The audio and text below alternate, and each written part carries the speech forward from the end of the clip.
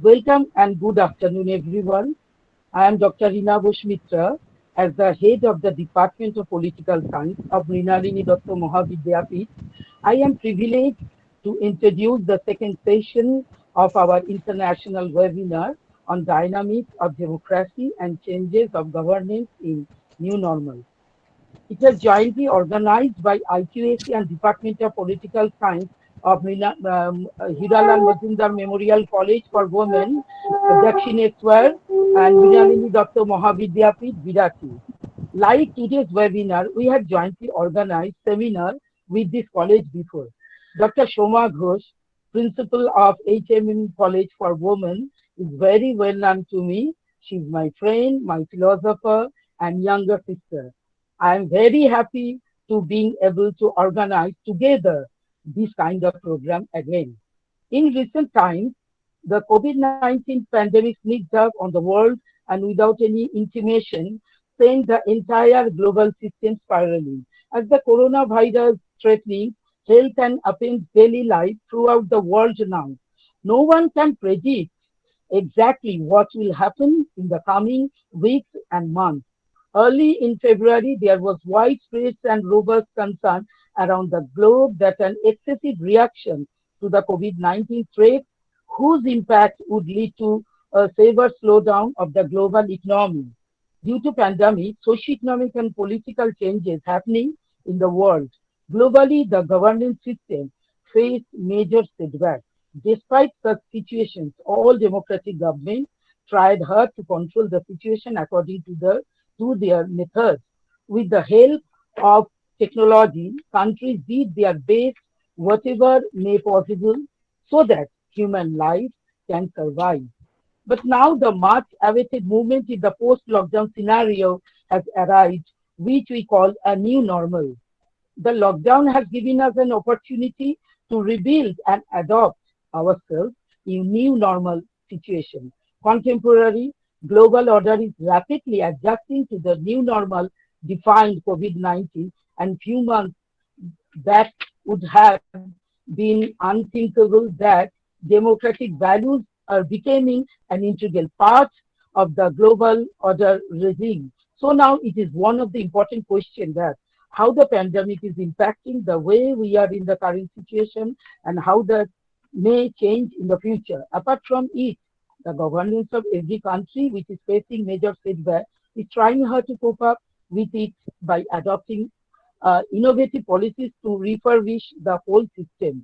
But with a hope of solutions, the government system is taking digitization as a way forward and finding a survival plan out of it. Though the new normal situation will never be like pre-COVID time, but with certain behavioral change, we can live with the virus. So it is the biggest challenge to the government to restore all in the future. So today in the first session, we got some eminent speakers, Dr. D.V. Suvedi, University of New England, Professor Ganga Thapa, Tribhuvan University, Nepal, and Dr. Arundhati Chakraborty, Engineering and Management Studies and Research, Thane, Maharashtra, who have enlightened very well on today's issues on the first session.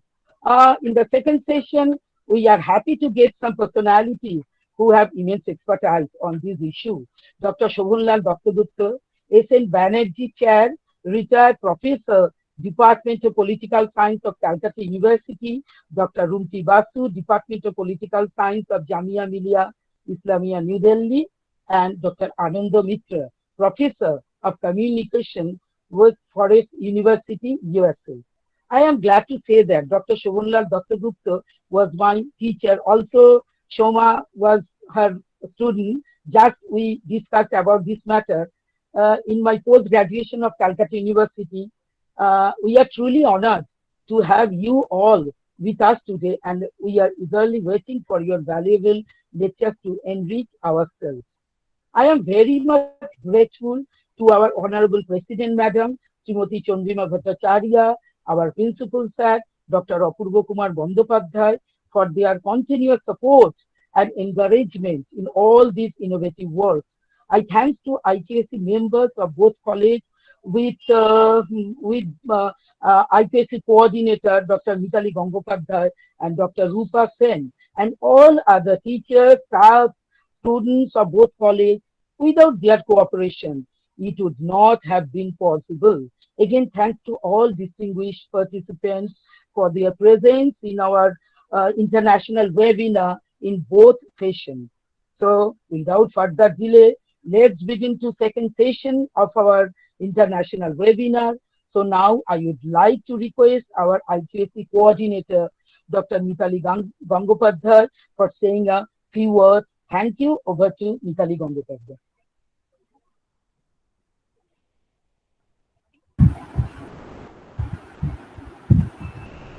Thank you so much, Reenadi. A very good evening to all of you here. A very warm welcome from the Internal Quality Assurance Cell of Mrinalini Dattu Mahavidyapeeth in this joint venture taken up by our college, along with the Internal Quality Assurance Cell and Political Science Department of Hiralal Majumdar College, the Dakshineshwar. It has been a day-long webinar for all of us, divided very thoughtfully into two sessions to accommodate 6 renowned speakers across the globe to relocate and redefine the status of democracy in this COVID-19 pandemic situation. The pandemic, I believe, has not only affected the mind and the body of the world population, but it has also invaded the very, the spirit of democracy as well. The system of governance, which is the basic framework of any nation, has been challenged by the outspread of the pandemic. Human rights have been curtailed, freedom of expression have been throttled, and I think that is the way the proper functioning of democracy has been challenged. I congratulate the Political Science Department of both the colleges to have chosen a topic of such global and contemporary relevance. I'm certain that today's discussion will show us a positive direction as to how we may all join hands, and in our own way we can work together, in our little ways we can work together to preserve and nurture the very health of democracy at large. With Hiralal Majumdar College, I would like to let you know we have had a number of collaborations before, and we hope to have a number of collaborations even after this, and we hope to enjoy this long lasting relationship even in future. Thank you all of you, and I wish this webinar a very grand success. Thank you so much. Well, I think that sets the ball rolling for this international webinar today. Thank you, Dr. Mitali Gangopadhyay, IQAC coordinator of Mrinalini Dattu Mahavidyapeeth. And now I would like to welcome our principal of Hiralal Majumdar Memorial College for Women, Dakshineshwar, Dr. Shoma Ghosh, to give her welcome address. Madam. Thank you, everyone. A very warm welcome to all of you and very good afternoon. I, on behalf of Hiralal Majumdar Memorial College for Women, and as being authorized on behalf of Mrinalini Dattu Mahavidyapeeth, I'm taking this proud privilege to welcome you all in this second session of the webinar on dynamics of democracy and challenges of governance in new normal. Before I start, I'd like to express my gratitude to our governing body president, Mr. Ananda Mitro, and Srimati Chandrima Vacharya, without whose immense cooperation, this webinar would not have been possible. I'd like to express my appreciation to all my teachers and the teachers of Hiralal Majumdar Memorial College for Women and Mrinalini Dattu Mahavidyapeeth, the members of IQAC of both the colleges, coordinators of IQAC of both the colleges, Dr. Mitali Gangopadhyay of Mrinalini Dattu Mahavidyapeeth and Dr. Rupa Sen of Hiralal Majumdar Memorial College for Women, Heads of departments of political science of both the colleges, respectively Dr. Rina Bose Mitro of Mrinalini Datta Mahavidyapit and Dr. Rupa Sen of Hiralal Mazumdar Memorial College for Women, who helped to get to where we are now. It is really a glorious moment to extend my warm welcome and appreciations to all the participants, resource persons, and organizers on behalf of both the colleges. With kind permission of the principal of Mrinalini Datta Mahavidyapit, Professor Apurva Kumar Bandopadhyay, I'd like to share few perceptions of mine with you. It is actually the right moment to refurbish and debate upon the mutual interrelation between the ethos of democracy and compelling demand for governance. The world is facing a global health pandemic. Developed countries like USA, Italy, France, Spain, etc. are experiencing an unprecedented health hazards as well as downsizing of their market and economy. Developing countries like India are burdened more as they have limited infrastructure and investments in public health and education. The pandemic has posed a challenge to their ability to provide the necessary social protection and other forms of state support to help the poor and the vulnerables. The major challenge that the countries like India are facing is regarding building state capacity.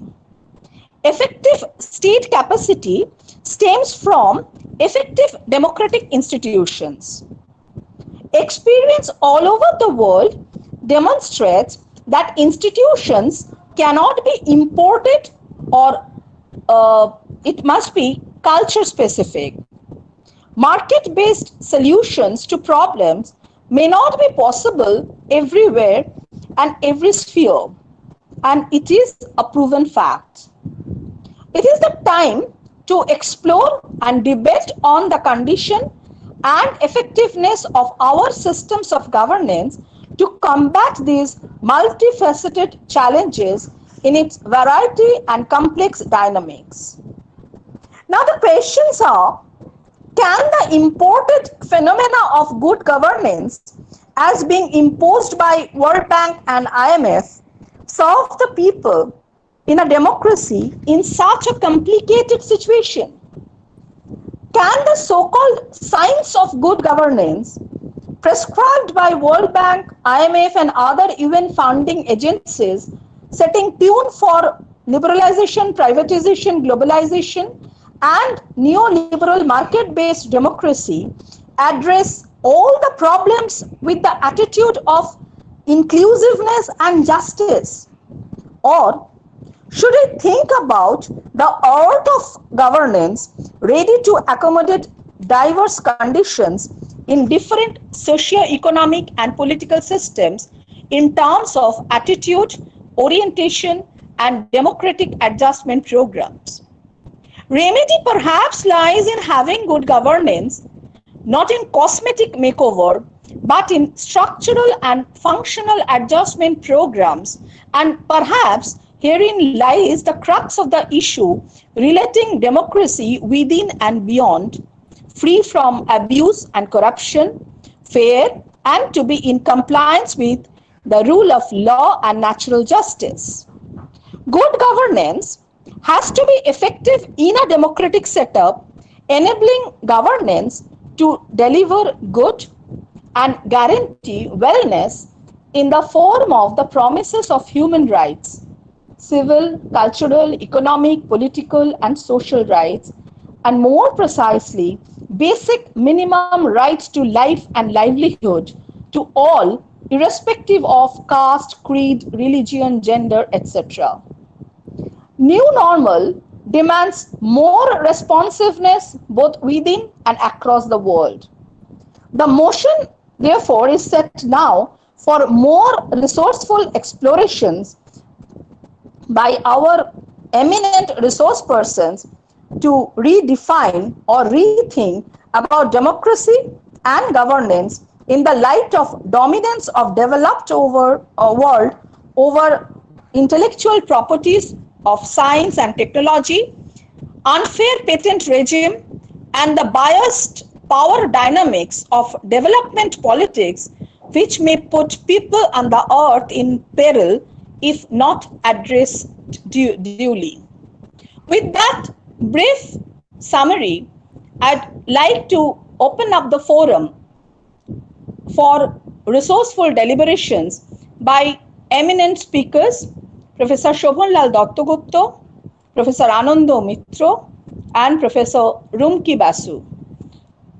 These speakers will definitely enlighten us to have more thought-provoking, to provoke our thoughts in a more pertinent way.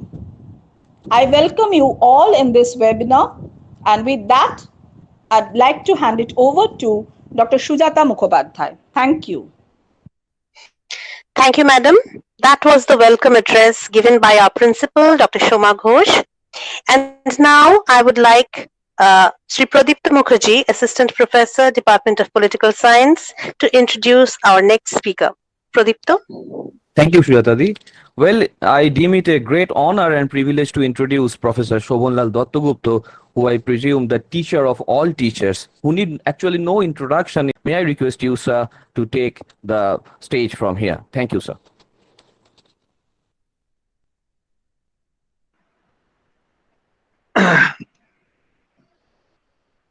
Thank you, the organizers of this very important international webinar.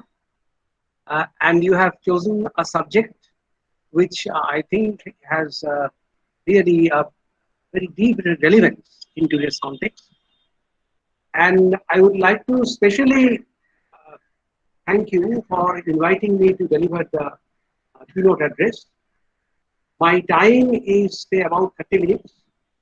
So in this slot, I would like to cover certain aspects of democracy, and I would like to make certain observations or reflections which may sound somewhat, I would say,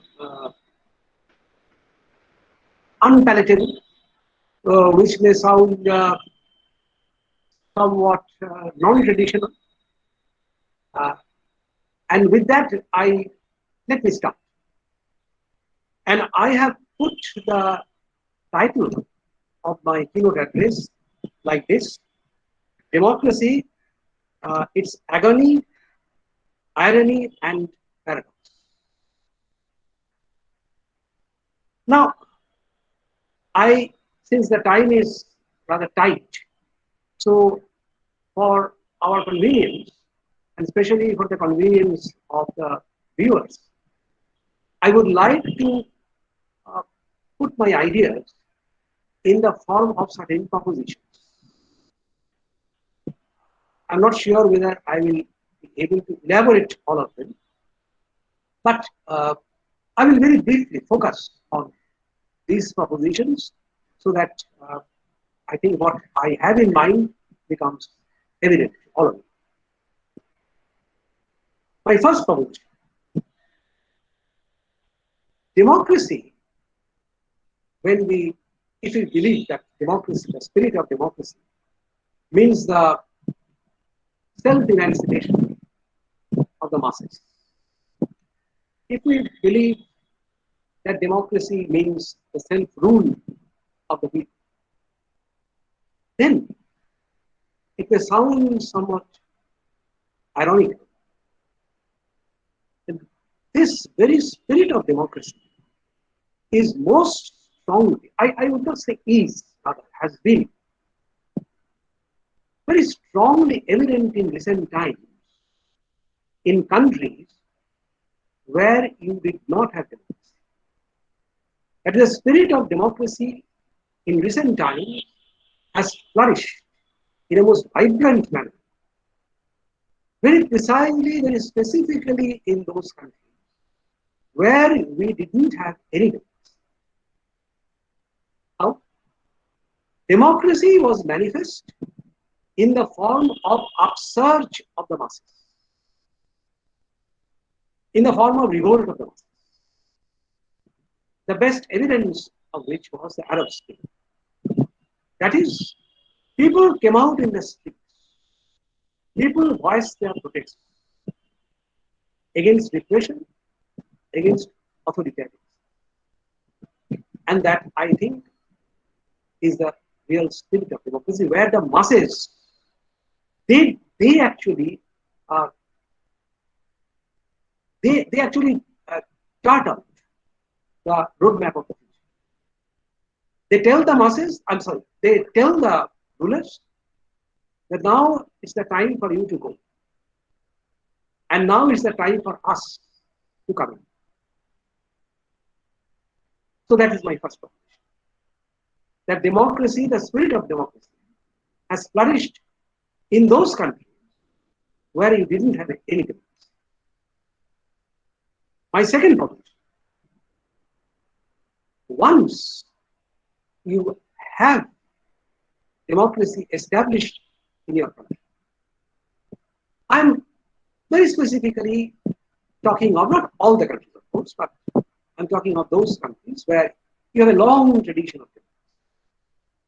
I'm talking of India, I'm talking of the United States, many other countries of the world, Britain, different countries of Europe, where you have a long tradition of democracy.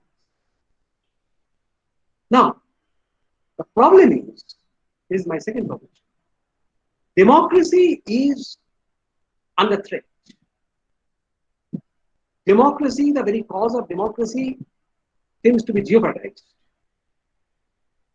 The very cause of democracy has become almost self-defeating, precisely on those countries where you have a long tradition of democracy. Now let me explain. What is happening is, in recent times, that after a long spell of democracy, democratic rule, democratic setup, people's, say, acceptance of democratic values. Well, what we are witnessing is something which goes against the very spirit of democracy. Democracy is being butchered. Democracy is being slaughtered. Democracy is virtually being killed in these countries by using the slogan of democracy without disturbing the democracy. I'm talking of very specifically those regimes which are coming to power, which have come to power, and which are staying in power. I have in mind United States under Donald Trump, India as we are witnessing it today,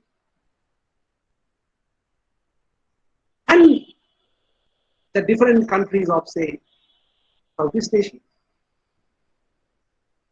a number of European countries, like, say, Hungary, Poland, where you have right-wing regimes in power. And after they have come to power,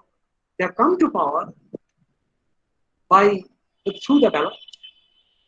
That is, they have come to power by using democratic means, democratic methods. But once they have come to power, the kind of setup that they have established, the kind of political order, the kind of ideology they believe in, well, that is antithetical to the very cause of democracy, to the values of democracy. More precisely, I would like to focus on four types of challenges, especially in a country like India. It's applicable to many other countries, but very specifically, I have in mind our own country, where we find that these four challenges, ironically, are challenges thrown up by democracy itself. That is, democracy itself is challenging the very cause of democracy. Democracy itself has generated certain challenges which are posing a threat to democracy. Now, what are these challenges? The first one is safeguarding the cause of the minorities. That is the threat of majoritarianism, about which John Stuart Mill gave us a warning long. So, how to accommodate, how to respect the status of the minorities is the first. Democracy is the rule of the majority, that is all right. But that rule of the majority does not mean bulldozing the rights of the minority. That is not the spirit of democracy. But this is precisely what is happening in our country and many some other countries. This is the first. Second challenge is of a different. The problem of multiculturalism and identity politics.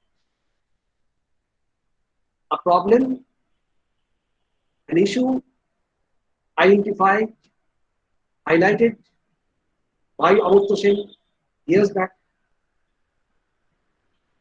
Himlika in his writings, especially in his later writings. That is, it is true that, and it has happened in our country, nobody can deny that we have somehow failed in our country to recognize the micro identities at the society level. Very true. And therefore they demand recognition. And because we have not recognized these multiple identities, we have to pay a price. Very true. But what I would like to highlight is this, that yes, we have not recognized this issue. And it is high time that we have to recognize this issue. In fact, through constitutional amendments, we have recognized this issue. It is very true. But this recognition should not perhaps lead to celebration of micro-identity at the cost of something macro. This is the issue which was highlighted by Professor Amartya Sen in his that lecture. Is not very well known, but I think it's a very important lecture of Amartya Sen.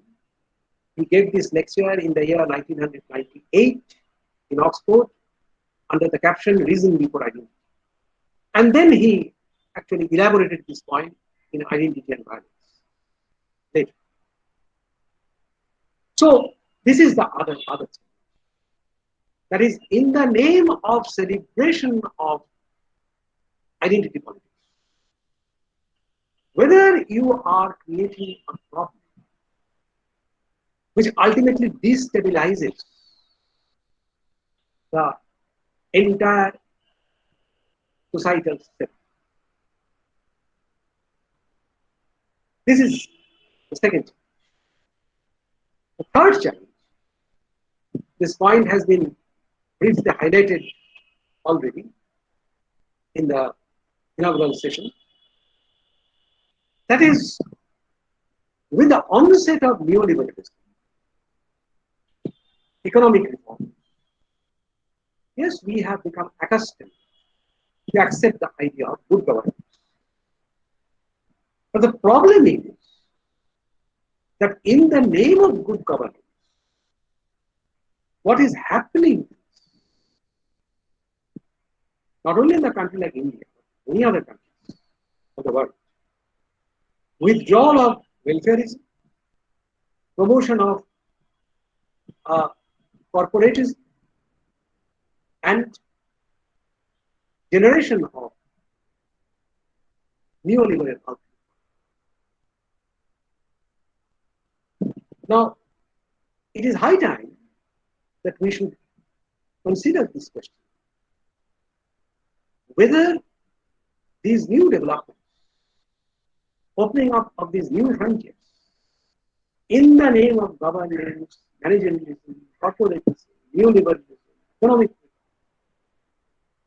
are we really promoting the cause of democracy or subverting the meaning of democracy? If democracy means that it is an order which will promote the welfare of the masses. Fourth challenge is that in the name of ensuring security, a regime of surveillance and control has been introduced. And this has aggravated after the outbreak of COVID-19. In other words, to put it very briefly,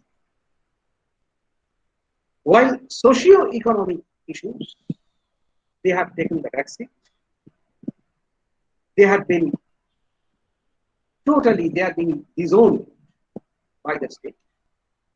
As we have seen, following the outbreak of COVID-19 and the lockdown, which was suddenly imposed by the ruling party in our country, March. What happened to the migrant workers? What is happening to the ordinary masses? There is a government is just disowning its responsibility to us. But simultaneously, there is no relaxation in the other sphere. That is where, in the name of security of the state, and after COVID-19, in the name of health security, a surveillance regime, and the consequence of which is bureaucratization. Well, a new kind of regime has been. I would not say set up, it was there. But we are experiencing a new kind of atmosphere, a new kind of situation, which we were not accustomed to for so many years.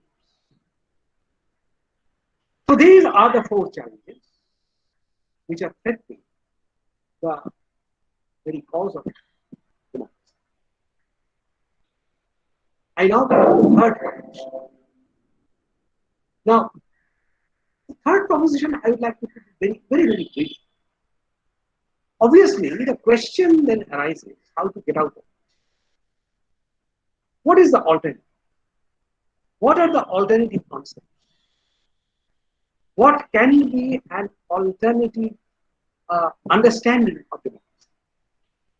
That is, the existing understanding of democracy does not provide any solution. On the contrary, what I have already suggested, that is, democracy itself is generating forces.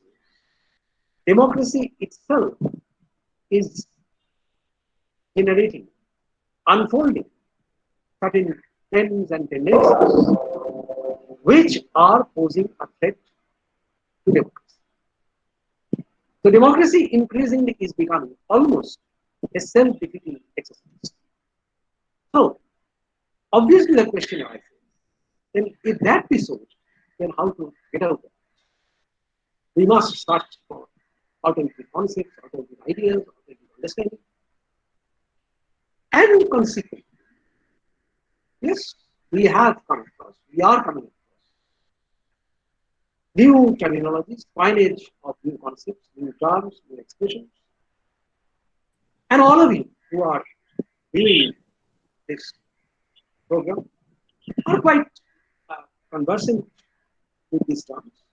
For example, participatory democracy, deliberative democracy, deep democracy, conscious participation of the masses, etc. Now, frankly speaking, and now I come to the fourth point, I am quite skeptical about this. I'm skeptical in the sense that if I put before you this question very frankly, when we talk of participatory democracy, deliberative democracy, people's consciousness, etc. Now, how transparent are these ideas? Is it really so that the masses in today's world, by and large, are able to exert their consciousness? Are they really aware of what is happening? Are they truly conscious? I'm raising this question for one simple reason. Thanks to media, thanks to modern technology, is it not a fact? Noam Chomsky highlighted this point years back, that when we talk about consciousness of the masses, well, is it their consciousness? Or is it a consciousness which is manipulated, controlled, guided? Almost a century back, I am reminded of the development of the concept of culture industry, which was picked up by the Frankfurt School. Horkheimer, Adorno, they emphasize this. That is how our consciousness, how our ideas, how our very identity, well, it is being defined, it is being controlled, it is being manipulated, it is being guided by what? By electronic technology, by the media. And what is happening, sometimes it is said that people ultimately are guided by their common sense. Now, what is this common sense? Yes, there was a time when people had the freedom to exercise their consciousness in the form of common sense. They were guided by their common sense. But now, even our common sense, it is being controlled, it is being manipulated. And therefore, I would argue that democracy's actual function is becoming almost meaningless. Meaningless, useless. And so, what is happening is that the so-called electorate,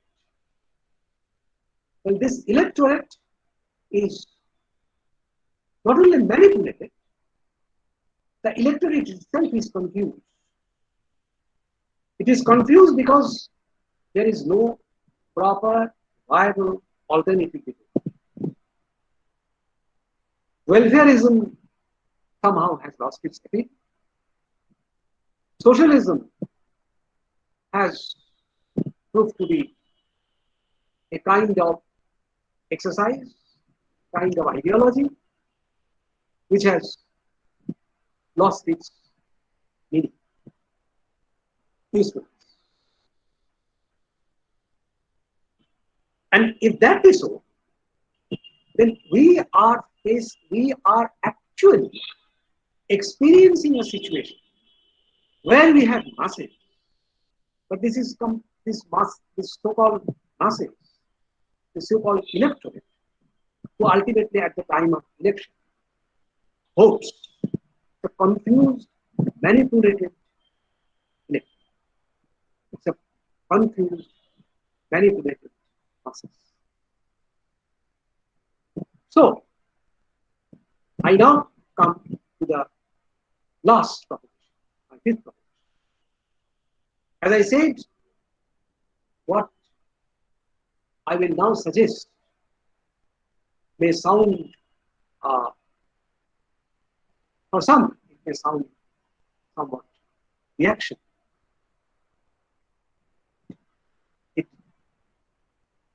Because I will explain this proposition by keeping in mind all that I've said,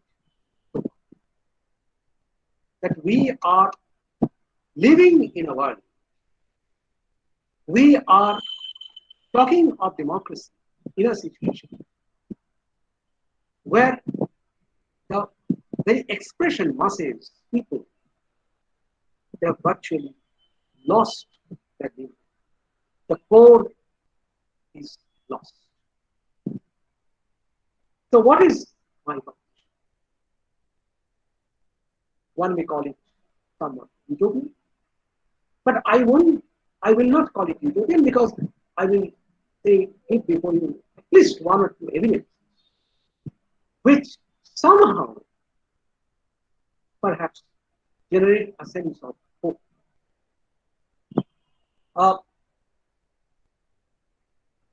I would say that till now we have been accustomed to believe that democracy means rule from below. Democracy means generation of consciousness at the grassroots.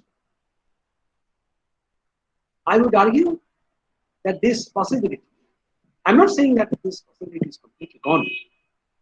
I would simply say that this possibility is very difficult to be implemented in. Why I have already said. So what then is our? I would argue that if we have to adopt or you have to launch a new kind of understanding of democracy, then democracy perhaps has to start its journey from above. Not from above means, of course, I'm not arguing in favor of an elitist rule, not at all. I am talking about the birth of a political party which is guided by an ideology and a vision. And this ideology, this vision, will have three, I would say it will be a threefold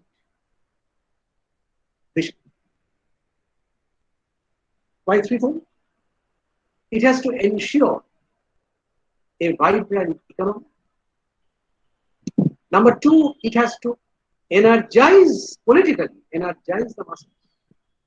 That is, people must be allowed for freedom to indulge in debate and discussion. And number three, it will have to be a party guided by an ideological vision, which will culturally enlighten the masses.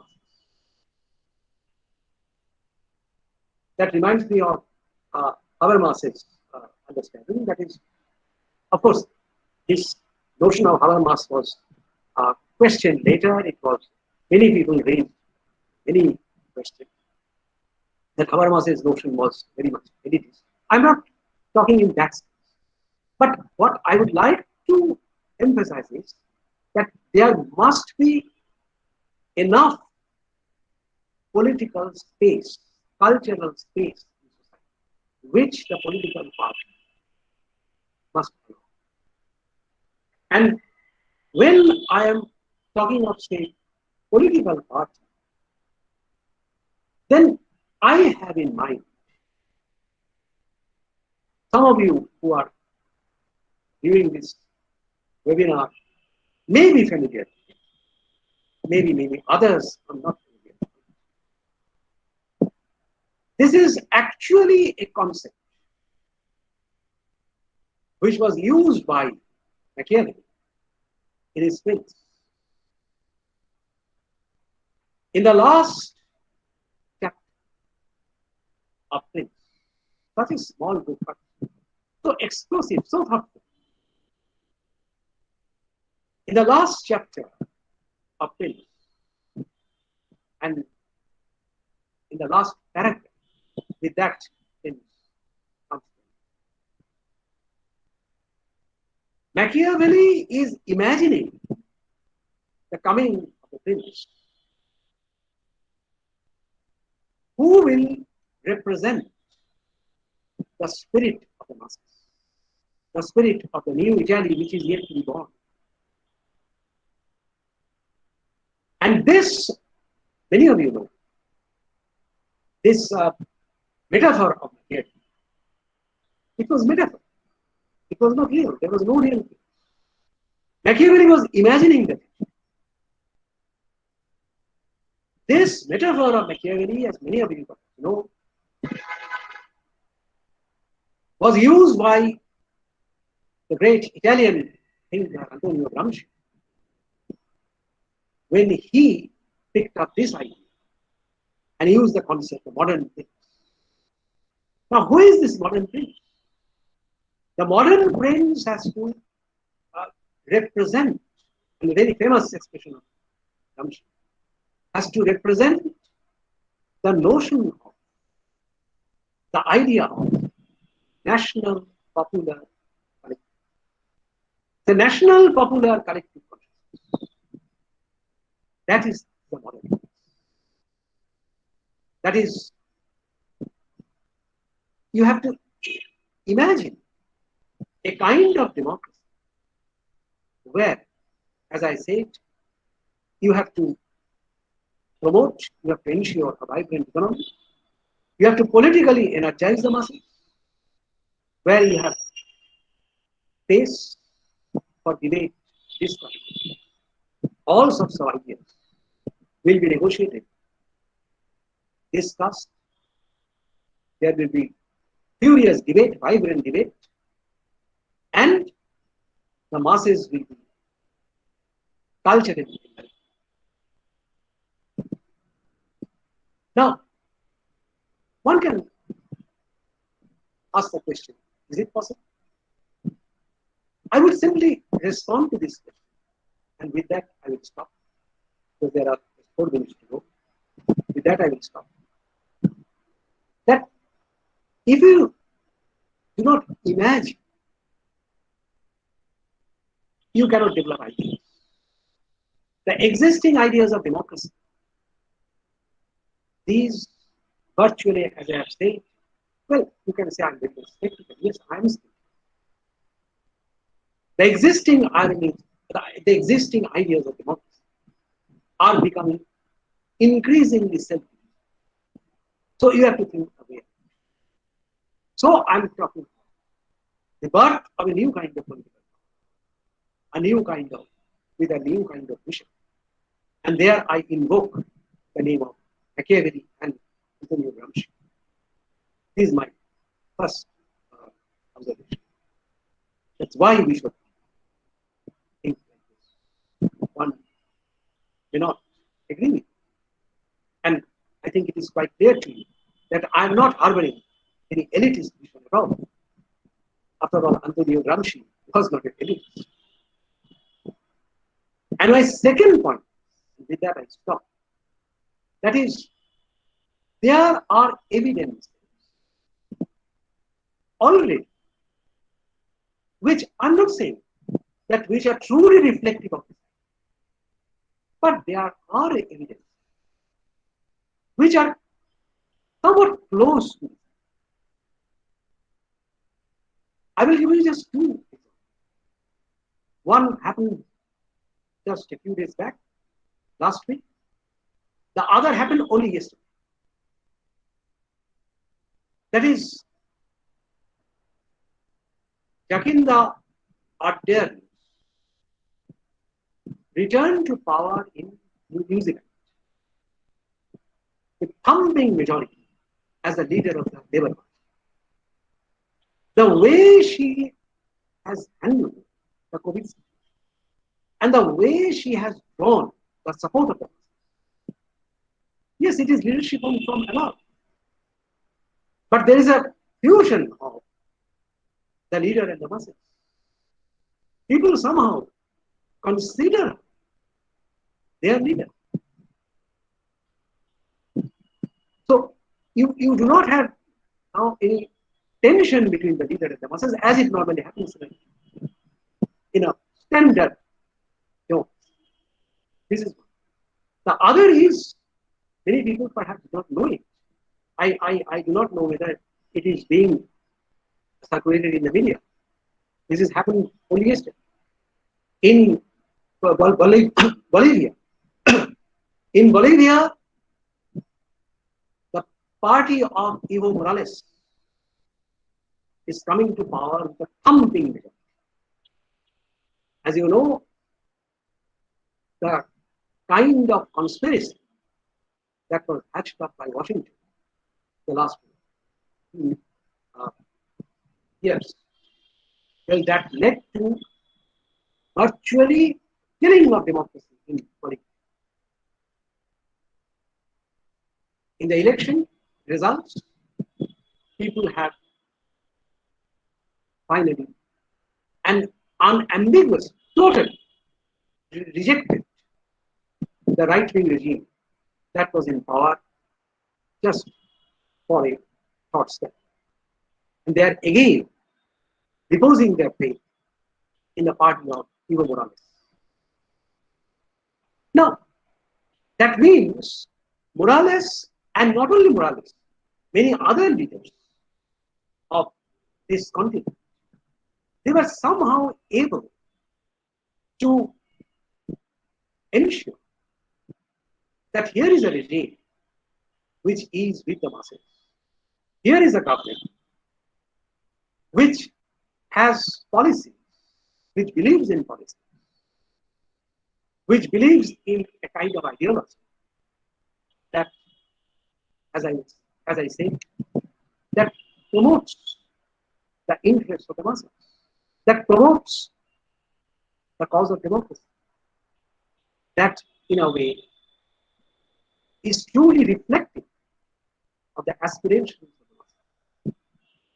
And if we keep this point in mind, then perhaps we, and with that I stop, that perhaps we can think of a situation where the present and an imaginary future, well, there can be a kind of bonding. We can perhaps think of, at least theoretically, conceptually, establish a linkage between what is imaginary, what is futuristic, and what is given, what is there, what is happening in certain parts of the world. With that, I conclude, and a very big thank you to all of you. Thank you very much, sir. Thank you very much, sir. That was Professor Shobhan Dattagupta, retired S.N. Banerjee Chair, Department of Political Science, University of Calcutta. Now, I request Sri Abhra Basu, Faculty, Department of Political Science, to introduce our second speaker. Thank you, Sujata Di. Good evening. At the outset, it is my privilege to invite our next speaker, Dr. Rumki Basu. Dr. Rumki Basu is a professor of public administration and former head of the Department of Political Science at the Jamia Millia Islamia, New Delhi. She was also the director of Sarojini Naidu Center for Women's Studies at the Jamia Millia Islamia. She served as a member in the board of studies of several renowned universities such as JNU, University of Guwahati, University of Delhi, University of Mumbai, Mizoram Central University, and Deen Dayal Petroleum University. She also served as visiting professor in various universities like Punjab University Chandigarh, Mumbai University, University of Allahabad, and University of Guwahati. She had been a consultant at the Ministry of Human Resource Development, Government of India. She has published more than 13 books and 40 articles on issues of public policy and governance, international organization, and the political economy of development in India in different prestigious journals. She has presented papers in the World Congress of Political Science in Berlin, Seoul, Madrid, and Poznan. She has given several talks and lectures in academic staff colleges and universities across India on issues of gender, public policy, and governance. Among the several awards had been conferred to Dr. Basu, it is noteworthy to mention ICSSR Teacher Fellowship Award and Bharat Jyoti Award by the India International Friendship Society in August 2013 for meritorious services, outstanding performance, and remarkable professional role. Dr. Basu has been very kind to agree be a part of our webinar series. All are requested to mute their microphone. I sincerely hope that everyone will enjoy. And now I would request Dr. Rumki Basu to deliver her speech. Madam, over to you. First of all, I would like to thank Dr. Apurva Kumar Bandopadhyay, Principal Mrinalini Datta Mahavidyapith, and Dr. Shoma Ghosh, Principal Hiralal Majumdar Memorial College for Women, Kolkata, for having invited me to make my presentation and share my thoughts on this very well-conceived webinar on dynamics of democracy and challenges of governance in new normal. I'm honored to have been given this opportunity to share my thoughts with you. And in the 30 minutes that have been assigned to me, let me present the linkages between democracy and governance and a few other things related to COVID-19, the post-COVID-19 era. Now, when we talk of democracy, what stands out is the distinction made between a procedural notion of democracy and that of a substantivist one, wherein democracy is debated by the functioning of its public institutions in the first, and the package of citizen entitlements in terms of economic goods in the other. This seems to me an adequate analytic framework to start my discussion on democracies and issues of public governance today. I would like to argue that despite huge deficits in the actual functioning of our civil and political freedoms that we talk about, carved hollow by economic inequities and social exclusion, the fact that we do qualify as a stable functioning political democracy amidst our politics of scarcities is ample acknowledgement of the fact that we are still a vibrant social, economic, and political democracy. Now, public governance, broadly, if you ask me, it's broadly defined as government in action. It's both universal and country-specific in content and public impacts. Reflective of changing governmental ideologies, public administration is constantly reinventing its nature and scope. We cannot really comprehend democracy and its content in public governance with some other political ideology. So therefore, the linkage between the two have to be substantially explored first. Now, when we are talking of the distinction between substantivist and procedural democracy, which is the only distinction that I will make in my discourse here in relevance to India, it is important that governance may be politically determined. However, the definition of good governance citizens must be consensually agreed in a milieu of democratic politics. So if we talk of conceptions of democracy or welfare, without its ideological perspective, we would be talking in various derived terms. So therefore, democracy defined in terms of concrete citizen entitlements and rights or other freedoms is what makes the content of democracy meaningful and vibrant. Now, in the pressures of populist democracy, does demand an agenda of citizen-centric public governance and would bring the state right back into the governance policy discourse, which is often what we are debating today. Now, citizens need to be empowered, not with promises of charity, but with justiciable rights, is an argument I will be making. Now, when India encountered its first case of COVID-19 in Kerala in January, we thought it was just some infection in some corner of China that was giving us a scare.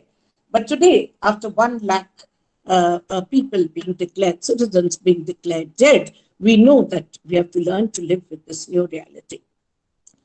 The most important thing is the centrality of the state that we have suddenly seemed to have rediscovered in this neoliberal era today during the pandemic times. India's labor force has gone through a humongous tragedy, more severe than the scale of human migration experienced after the partition. India's poor have got poorer, and the middle class has seen opportunities shrink, jobs disappear, and incomes depleted. Professionals have had to reconfigure what it means to work from home, and children have had to go online for their classes in the new normal.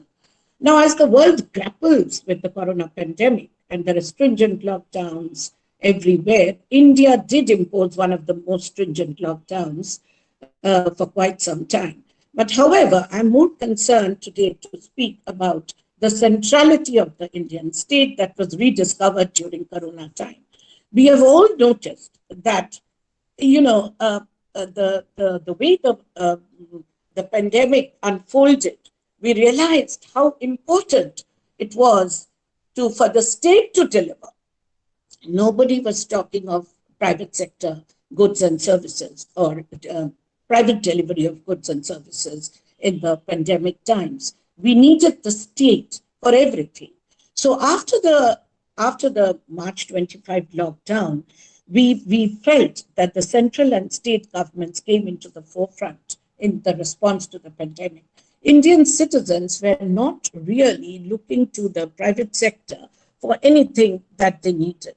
This was extremely important. For all of the real and impressive strength of India's private initiative since 1991 in raising India's growth rates, given the scale at which this pandemic had to be tackled, and that solutions had to deliver a certain universalism of outcomes, private action couldn't be a substitute for action, for government action, that was obviously said.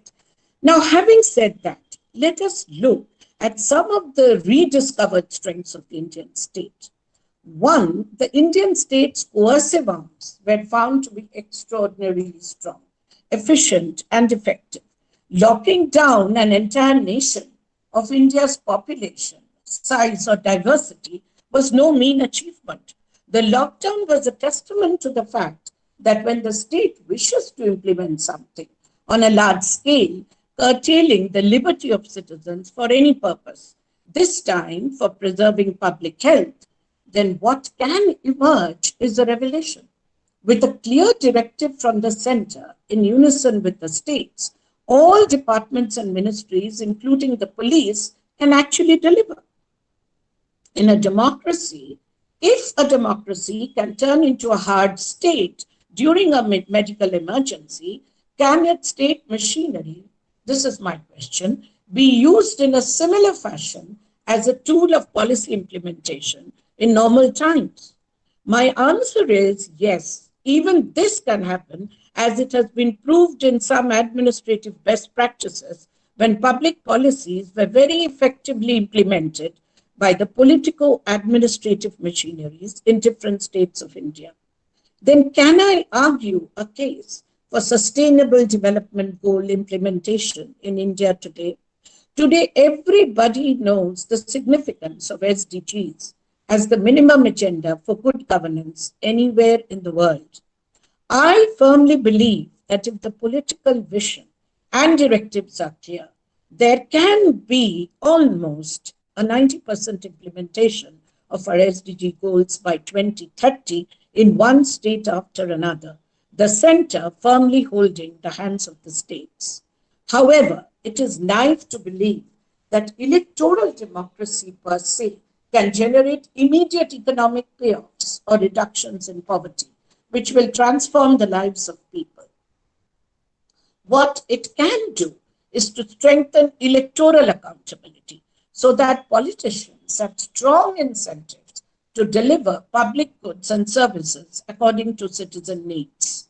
Democracies can limit the abuse of power, but are often slow, deliberative, and procedure-oriented, unable to always deliver electoral promises efficiently or effectively. When we look at policy making and implementation in India, the greatest bane of the Indian state has been its underperformance, despite its vibrant democracy and trained civil service. Democracy has survived despite a low-income economy, widespread poverty, illiteracy, and ethnic diversity.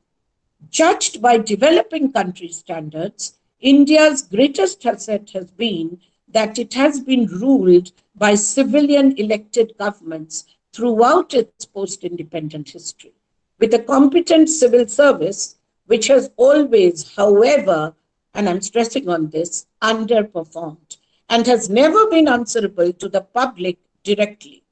Unlocking India's potential and enabling it to take its position in the global arena will require, above all, a strong visionary political leadership and a world-class civil service to manage a country of such continental proportions such as India. Now let us examine federal practices today.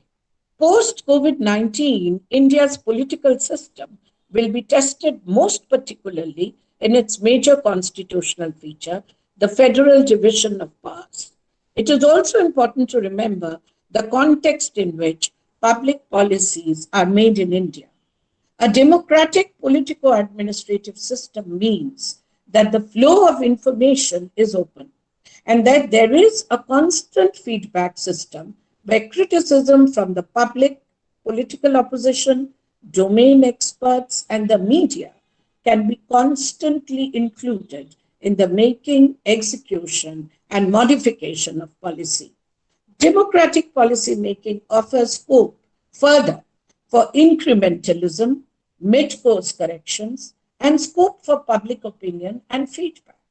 In other words, democracy allows scope for change with continuity and vice versa. The government must see this as a strength and be open to criticism and inputs from all sources. Being too touchy and oversensitive to criticism does not behove of democratic governments in every sense of the term. Constructive criticism helps to improve public policies in democracies. India has one of the sturdiest Right to Information Acts in the world, which is widely used by the public. However, a democratic system also by its very nature is slower, and I'm repeatedly saying more deliberative, finding quick solutions to structural issues. For example, a weak health infrastructure is not going to be easy and quick. Niti Aayog's mandate today is to oversee the implementation of sustainable development goals and promote competitive and cooperative federalism among states and union territories. To this end, it prepares a SDG India Index, which has become a good test of how the states are doing in all the developmental parameters. SDG Index is a powerful tool which offers excellent possibilities for the states to identify priorities which demand action, facilitate peer learning, highlight data gaps, and promote healthy competition among states. For example, Kerala is not among the richest Indian states, but has demonstrated by example that citizen centricity is the key to good governance, and maintaining an efficient and effective public service delivery network is the resonator of democratic administration. Kerala spends 6% of its SDP, state domestic product, on health infrastructure.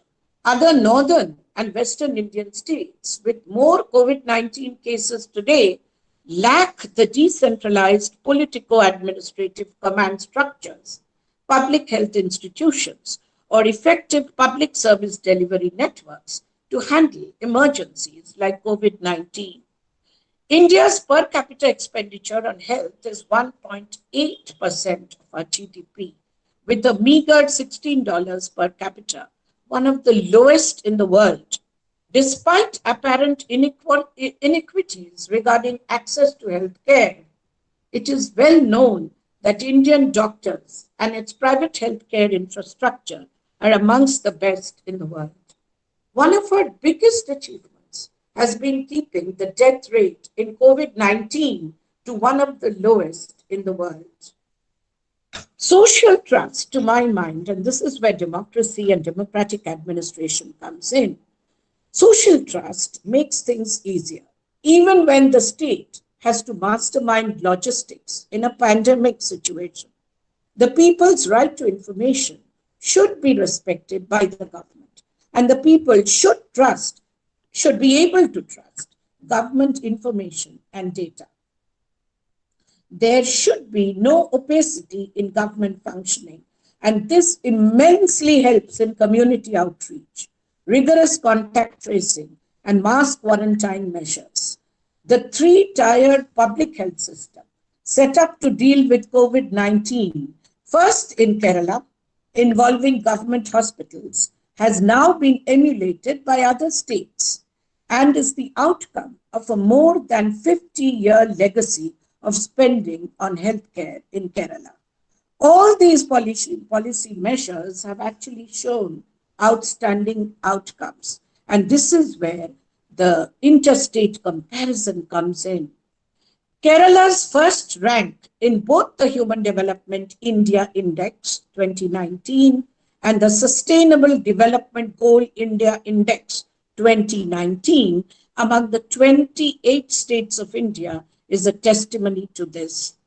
Kerala is right on track in meeting all SDG targets. Kerala is also the first Indian state to be digital ready in public education. This is something they have done in the COVID-19 period, turned adversity into an opportunity. Therefore, you will understand why I elaborated a little on the Kerala model of governance, not just because they're number one in both the indices that I mentioned. Now, in the last 3 decades, it was our states which were at the forefront of our political and development reforms, whether it is public health, right to information, e-governance, right to employment, right to public service guarantees. All such initiatives, let me tell you, started from the states to be followed by the center later. 80% of developmental expenditures are spent by and in states. In the COVID-19 efforts, it is states again which led the fight against the pandemic. By putting treatment protocols in place, ranging up medical infrastructure, humane treatment of migrant workers by activating the existing laws again, it was states, particular states, not all, but some states which set the benchmarks. In the post-COVID-19 era, it is again states who should, to my mind, push for bold structural reforms for growth and implementation of SDG goals to pave the way for a true welfare state in India. There is another reason to explain why states matter. The biggest bane in India today, to my mind, is the phenomenon of differentiated citizen entitlements in different states of India. For example, you might get access to a decent platter of public goods like food, education, and health if you are a resident of a handful of states like Kerala, Tamil Nadu, Mizoram, or Himachal Pradesh, rather than any other state in India. And I'm saying this with a lot of thought. Manrega is the world's largest wage employment scheme. The Food Security Act guaranteeing food to 74% of Indians is also one of the world's largest public food distribution networks. And Ayushman Bharat is also the world's largest public health insurance program. Put together, they do empower large populations in India with substantive welfare benefits. But the problem is, and I'm repeating, the problem is that these schemes are not run with uniform efficiency or access, leading to a lack of universalism of outcomes in all states of India. A citizen is morally entitled to the same package of rights and basic public goods as another citizen. We do agree on that. That rarely happens in India. What divides is the quality and efficiency of governance of a particular state of India where you may happen to reside or in which sector you may choose to work, formal or informal sector. Now let us examine the welfare architecture of the Indian state. A very crucial gap is the way the Indian state deals with its poorest citizens. Interestingly, it was the Narendra Modi government which brought in the debate about how we should deal with welfare through direct cash transfer to the poor, digitization of welfare benefits to plug leakages, and the need for movements and campaigns to raise public awareness through public action. Today, 400 schemes come under the direct benefit transfer. I'm asking the present central government, do they use them well through the Trinity approach that they talked about, Jan Dhan, Aadhaar and Mobile, to directly reach the beneficiaries and plug corruption and leakages? Has that been done, which was the original intention? Now, the Modi government's biggest mandate, to my mind, is to weave together, I'm talking of the post-COVID-19 era, is to weave together a credible welfare architecture and execute it with efficiency and effectiveness in tandem with states so that it reaches every Indian citizen where it should reach most. And that's very, very important. The state should not only be fair, it should be perceived to be so. What is required is making employment generation the center of our political discourse today. In democracies, the poor and the marginalized have one key advantage only, the power of the vote. Lastly, COVID-19 has highlighted the need for providing universal free health care. Universal insurance coverage will not be enough. Raising the share of expenditure on healthcare to 3% of the GDP can ensure the right to health to all. Contrary to popular imagination, India is not a poor state. We have enough public finances to take care of our citizens by devolving these welfare benefits to them or to those who need them most. Let us say creating a true welfare state in India for a target group, that is those who need these public goods and services most, let's say 300 to 400 million at a time, that should cost the Indian state about 10% of our GDP in a given year. The question is this something India cannot afford? I'm absolutely clear it can.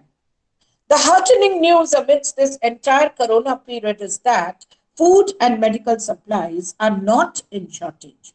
Livelihoods can be restored by initiating a massive public works program, focusing on rural roads or housing, for example, which will provide a huge stimulus to the economy and revive growth. Self-reliance was the leitmotif of policies pursued in India in the 1950s, and the country industrialized quickly with least foreign aid. In the next decade came the Green Revolution, which set the nation free from food imports. Now we need to identify sectors today, like the mineral sector, the health and pharma sector, our textile sector, or even agricultural products, which to my mind have every potential of being world-class and globally competitive. Now let me come to China. In the post-corona world, the India-China comparison must be brought in when public policy challenges are the focus. China underwent some very bold reforms, which made them the manufacturing powerhouse they are today, enabling them to grow at 10% for almost 3 decades.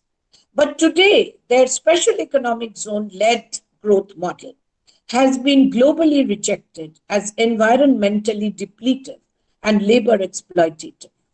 Coupled with the complete lack of transparency, for example, its COVID-19 related responses in global fora or its expansionist foreign policy, the authoritarian developmental model of China is far less attractive to India than it used to be at one point of time.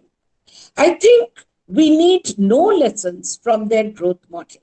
India can demonstrate that eco-friendly, labor-friendly, humane and democratic growth is possible. However, what we need to learn from them are a few lessons from China's human development record. Just 40 years ago, China was at par with India in terms of income and life expectancy. By 2018, China had $9,770 compared to India's $2,010 per capita. China's literacy is now 97% and ours has just touched 74%. Its life expectancy is 77.6 years as against India's 69.2. China's biggest success lies in taming poverty. In 1987, more than 66% of its population was poor, as against 49% of ours. Today, they have only 0.5% of their population under poverty levels, where our poverty headcount ratio is 21.2%. Both these countries, and here I come to similarities, they focus on cost competitiveness, they focus on quality, size, scale, and adoption of cutting-edge technologies to enable global expansion. Therefore, the basic model of growth has been similar, emphasizing import substitution and self-reliance. China and India are the only two countries, to my mind, which can survive import substitution even today. Their domestic markets are large enough to sustain their domestic production. Today, China and India are important icons of development through two different models. China is an authoritarian one-party state and India is a multi-party democracy. I firmly believe that despite China's impressive economic and military strengths, apparently superior to India, its model is not exportable as a sustainable model to the rest of the world. Both China and India will reach their goalposts, but India will go slower but surer, like the proverbial tortoise in the race between the hare and the tortoise in the children's fable. The pandemic has shaped public discourse on key issues of public policy, which the Indian state will now be forced to respond. For citizens, will now they do understand, and they have come to understand, that livelihoods, public health, jobs with a degree of social security benefits, even in the informal sector, income support to the ordinary citizen in times of distress, are now being considered as part of a welfare state agenda that should be prioritized in public policy making and implementation. If these now become the central themes which will govern state-citizen relations in democratic India, then the country will certainly move towards a substantivist democracy in terms of citizen entitlements. The command and control economy of the pre-91 era in India, with largely affirmative action, which ensured the growth of a 400 million strong middle class when the post-globalized state took over, is still the greatest bulwark, greatest assurance of democracy to survive. The middle class acts as the greatest bulwark of a healthy democracy and have been the greatest beneficiaries of the pre-91 planning era. In fact, it is the experience of developed countries today that higher growth is an essential precondition to better equity. Our high savings rate and investment rate, both over 30% of GDP, are our substantive achievements. Only China and South Korea have a better record than India amongst the largest economies of the world in these two aspects. However, India is characterized by economic underachievement and a soft state status. The test of a successful democracy has always been absorption of as many demands as possible within the body politic. Since the last decade, for the first time in India's political history, perhaps, to my mind, equalizing citizenship rights has become a realistic target for Indian public policy makers.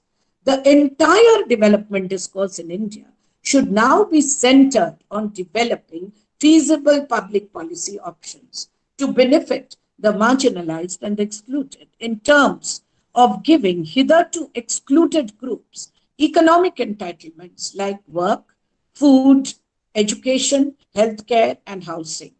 Higher growth is an essential precondition to better equity, but its attendant inequalities need consensual equalizing public policy interventions. In every democracy, especially those making a leap towards high growth under conditions of structural adjustment of their economies. The policymakers today must realize that poverty eradication is not only a development goal, but also a major human rights challenge of the 21st century. For a minimum standard of decent living, adequate nutrition, health care, education, and employment are not just development goals, they are also human rights. The most important point I'm trying to make is that India has seen and understood the centrality of state power in this time of the pandemic.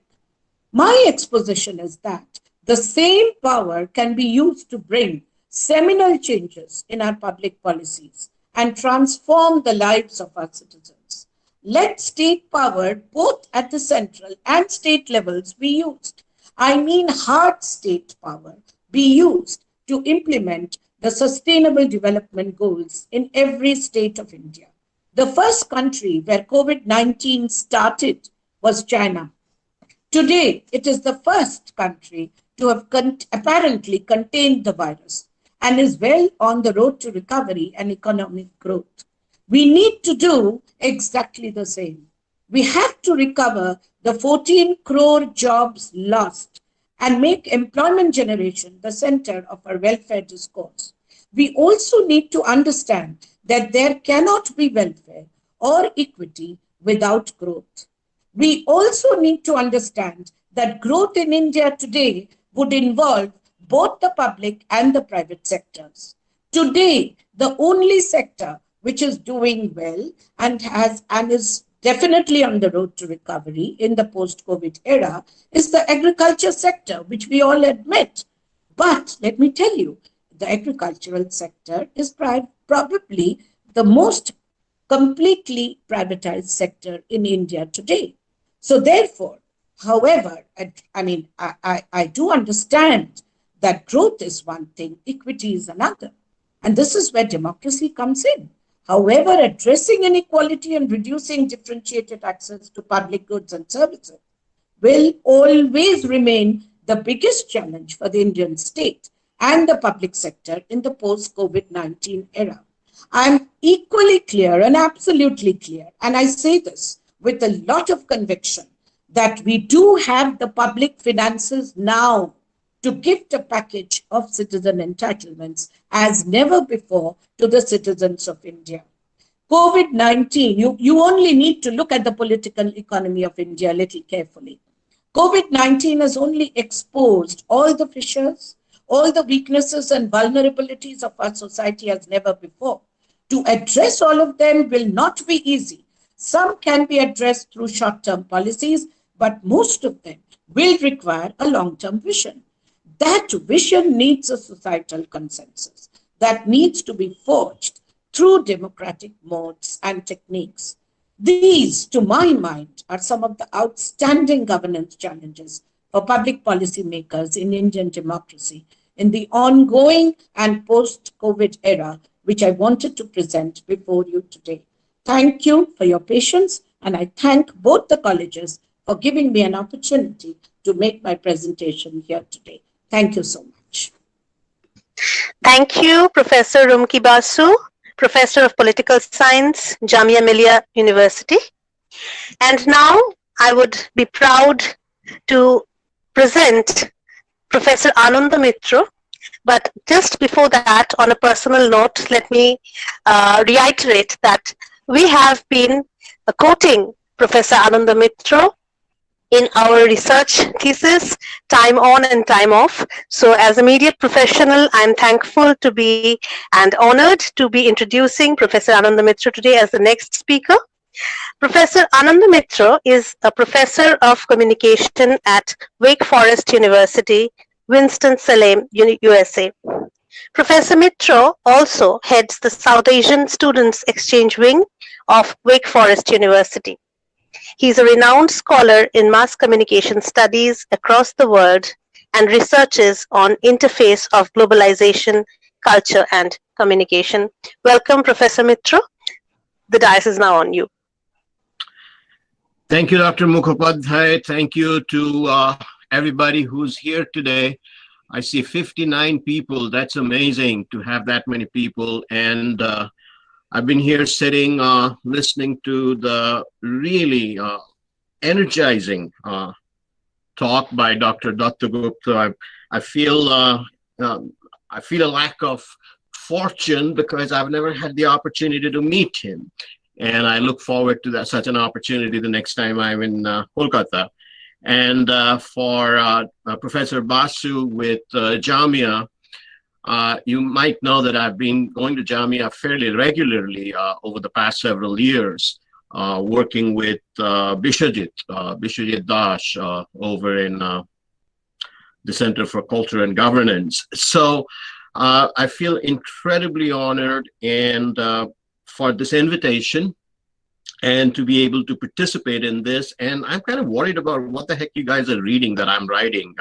Dr. Mukhopadhyay just said that not everything is good, so be careful. So with that said, I've got about 30 minutes and I'd like to keep this fairly interactive. So occasionally I will stop and perhaps invite some comments. I want this to be an active, engaged conversation as opposed to me giving a lecture.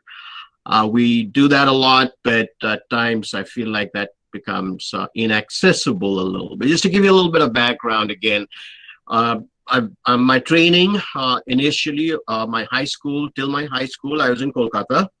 I started at Calcutta Boys School, and then as many people in the 70s, we're encouraged to go to engineering or to medicine. I fell into that encouragement trap, and I ended up going to IIT Kharagpur for 5 years. Didn't learn much of engineering. You know, at IIT they say it's for the service of the nation. And one of the things that my friends told me, the best service you can do to the nation is not become an engineer.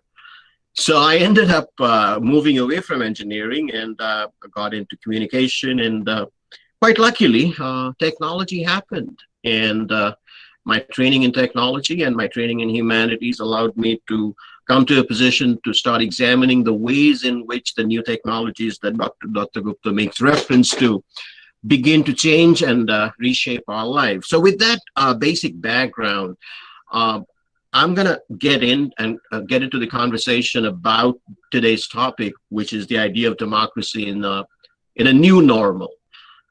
And there are certain concerns about that. I think that Dr. Dhatu Gupta lays out the notion of democracy very appropriately and with great deal of detail, which sets up the stage for somebody like me to be able to come in and have this conversation. I have one issue that I'd like to bring forth that I'm hearing, that I heard from Professor Basu. And I suppose in some ways a presumption amongst all of us that there is a post-COVID world. I've been in public health as a part of my work at Wake Forest for nearly almost 20 years. And, what I know from the science is a post-COVID world presumes that us as human beings have managed this disease to the extent that we can continue to some form of life that we knew before this disease came out of China and then traveled through the world. I am not convinced at this moment from the science that we have that we actually are looking at a post-COVID world. I'm not entirely convinced that this will become just another cold or a flu, as many people tend to believe. I think this is going to be around for a length of time, and therefore democratic systems, societies will have to adjust, and we are adjusting. Some of you know this, Professor Dash knows this. I literally got back from Kolkata yesterday. In the midst of this pandemic, I was there for 8 days, and I realized what life has become. Democratic or not, when you start to make the moves that you used to make. I flew on an aircraft. I was in a mask for 24 hours straight. That's the new normal. And there is really no answer to this immediately as to when this will go away. The vaccine is a smokescreen. We know that. That's what this stupid guy Trump wants us to believe, that he's going to get a vaccine out before November 3rd. It's not going to happen. That's absurd. As a matter of fact, from the science, vaccine's not going to work at all. This virus mutates so quickly, we can have a vaccine, we will take the vaccine and we will again get it.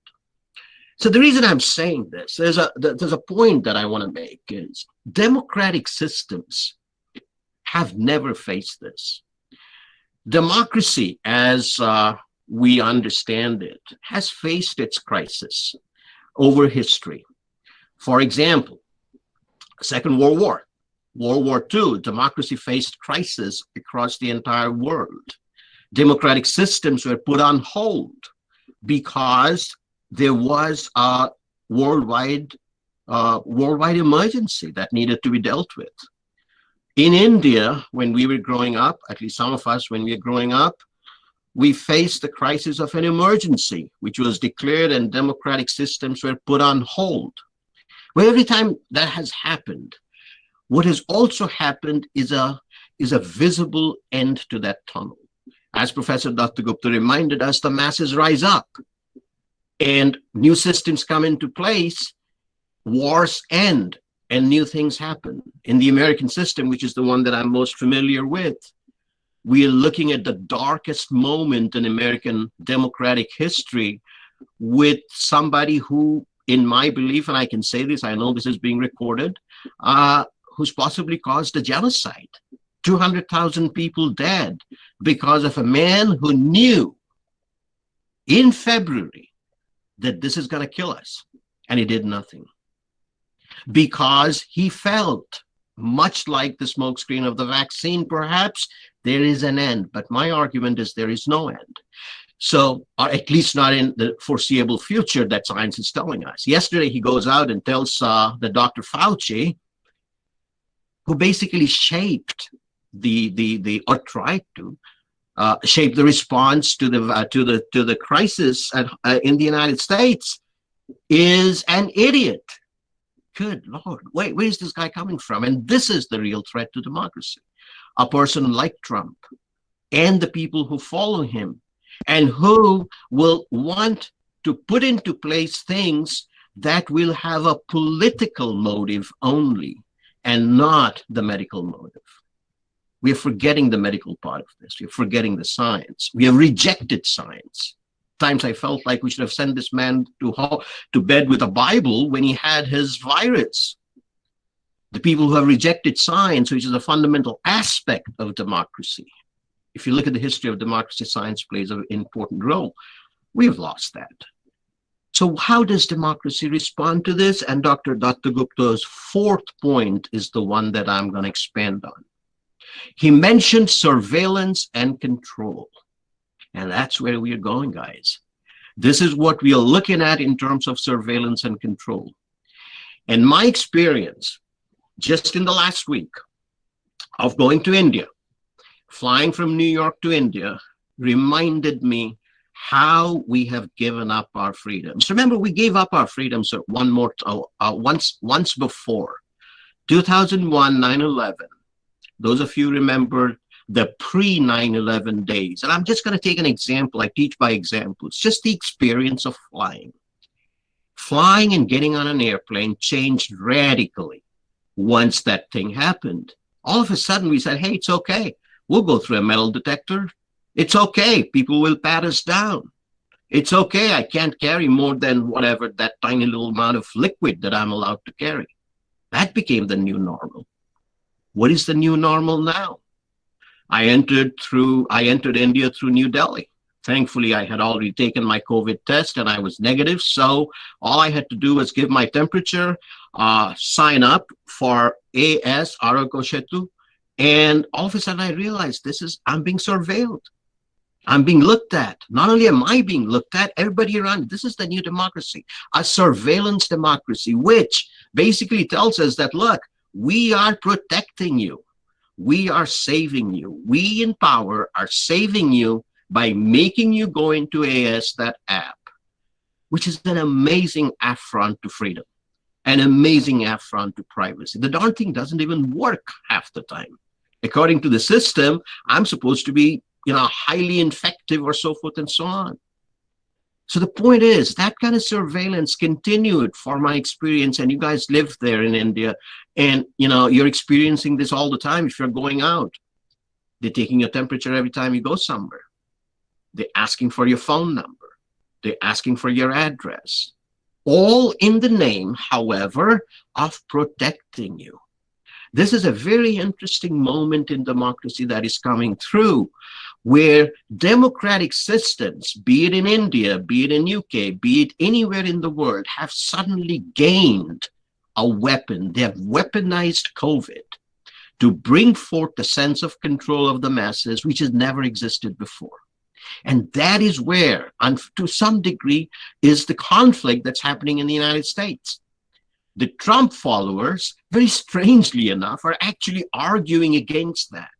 They're arguing for independent or personal liberties and personal freedoms. I don't want to wear the mask because it is an affront to my liberty. But that's where the challenge is so new. It is not like a war. It is not like a country has attacked another country and we suspend democratic conditions, we suspend civil rights and the freedoms until we win the war. It is a whole different kind of a thing, and this has never happened before. Never. The Spanish flu, it was before a lot of other things that came into place existed. In the current system, where technology is available and is being used, Aragoshetu again being an example, temperature taking. Imagine Delhi Airport. I don't know if any of you have flown through Delhi Airport domestically. I went from Kolkata to Delhi, coming back home.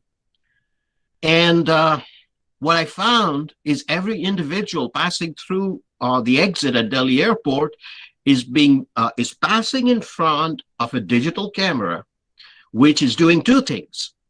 And again, we don't understand this. This is what I think Dr. Dhatu Gupta was also getting at. This is happening without our conscious thinking about what the heck is going on. This camera is recording my temperature and the camera is recording my face. So now they have connected my face with my temperature. And that moment I've lost that liberty. How do I regain that liberty? Would it be a moment where we will say, no, I am not going to pass through this? Well, yeah, you don't have to pass through this. Good luck. You're not allowed to come into Delhi. All right. I don't want to wear a mask. Well, you can't fly or you can't come into this particular place. Why?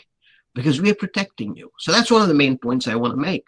The new democratic system that is emerging, and once it emerges, to reverse that is going to be very difficult. That reversal is not going to happen very easily because, as I keep saying, this is not a war. This is not your traditional war. This is a place where science will take a long time before they can figure out if ever we can get over this. This novel coronavirus, and novel, a very important term. The novel coronavirus will take a long time for us to get used to. Look at smallpox. We eradicated smallpox, but it took a whole lot of time. Look at penicillin. We eradicated bacterial infection by the introduction of penicillin, and that came within democratic systems. What has happened to that now? That was generation 1 antibiotics.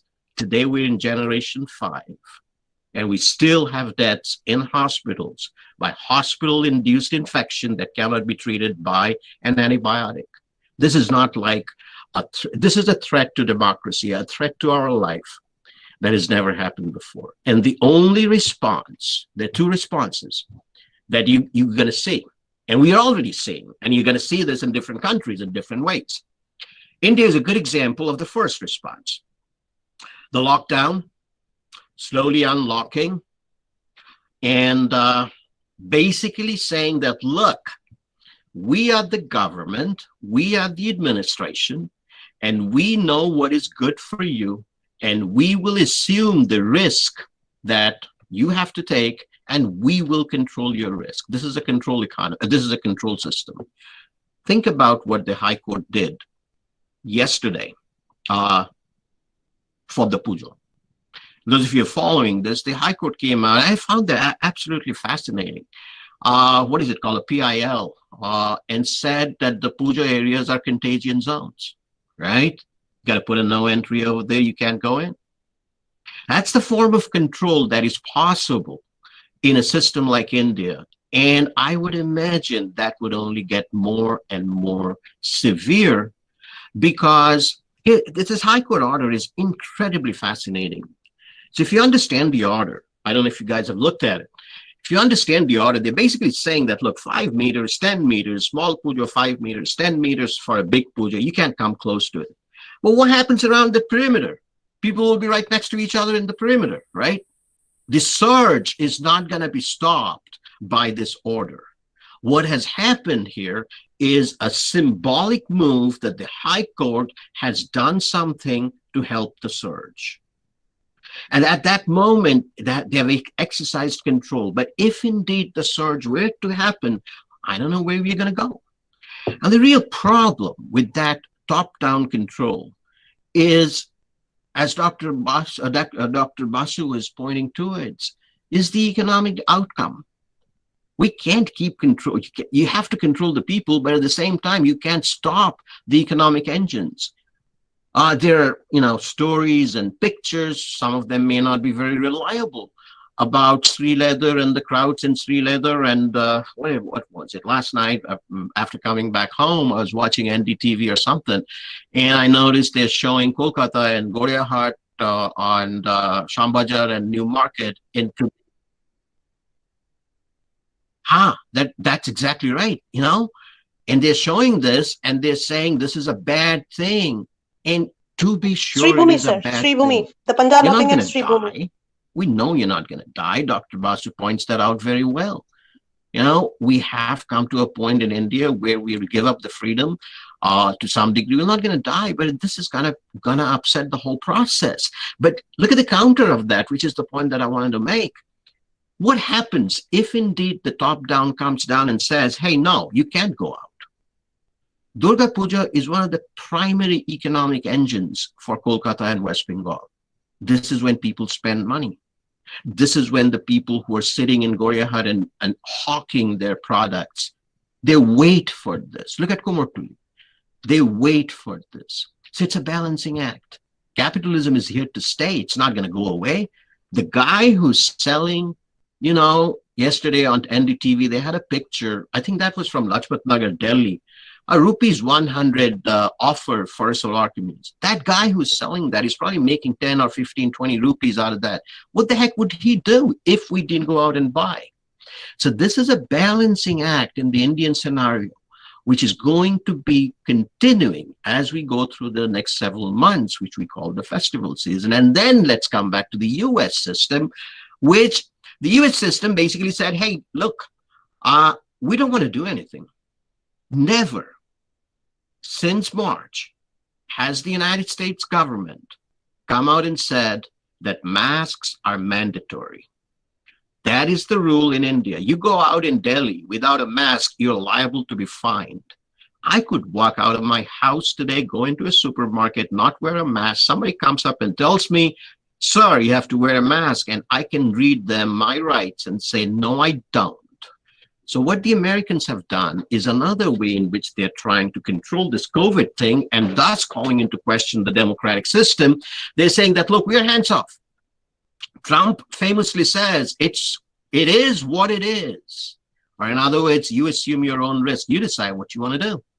You don't have to wear a mask. You can kill the other person by not wearing a mask. Again, you're not going to kill anybody. The mortality rate is not that high. But then we don't even know what's going to happen. You know, again, this post-COVID world, the post-COVID world could be an incredibly unhealthy world. If many, many people get this disease, and the disease goes away, you know, you suffer for 10 days, it goes away.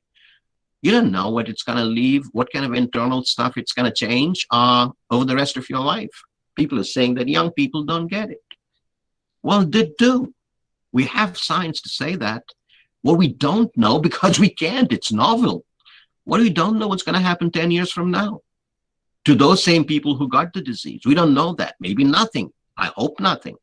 So this idea of a post-COVID world and how governance will happen over there is now being turned over to a mix of public health, medical science, and this desire for governments to allow for, to create this sense of protection.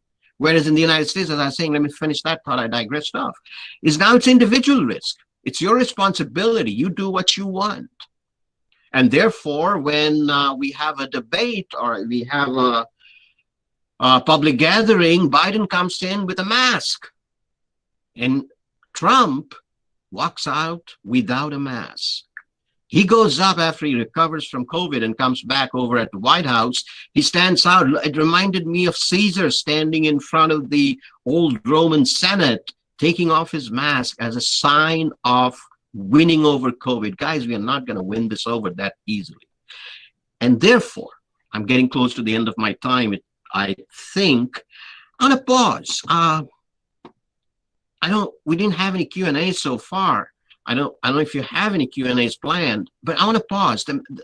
In conclusion, I'd say, let's not think that there is going to be a post-COVID world very quickly.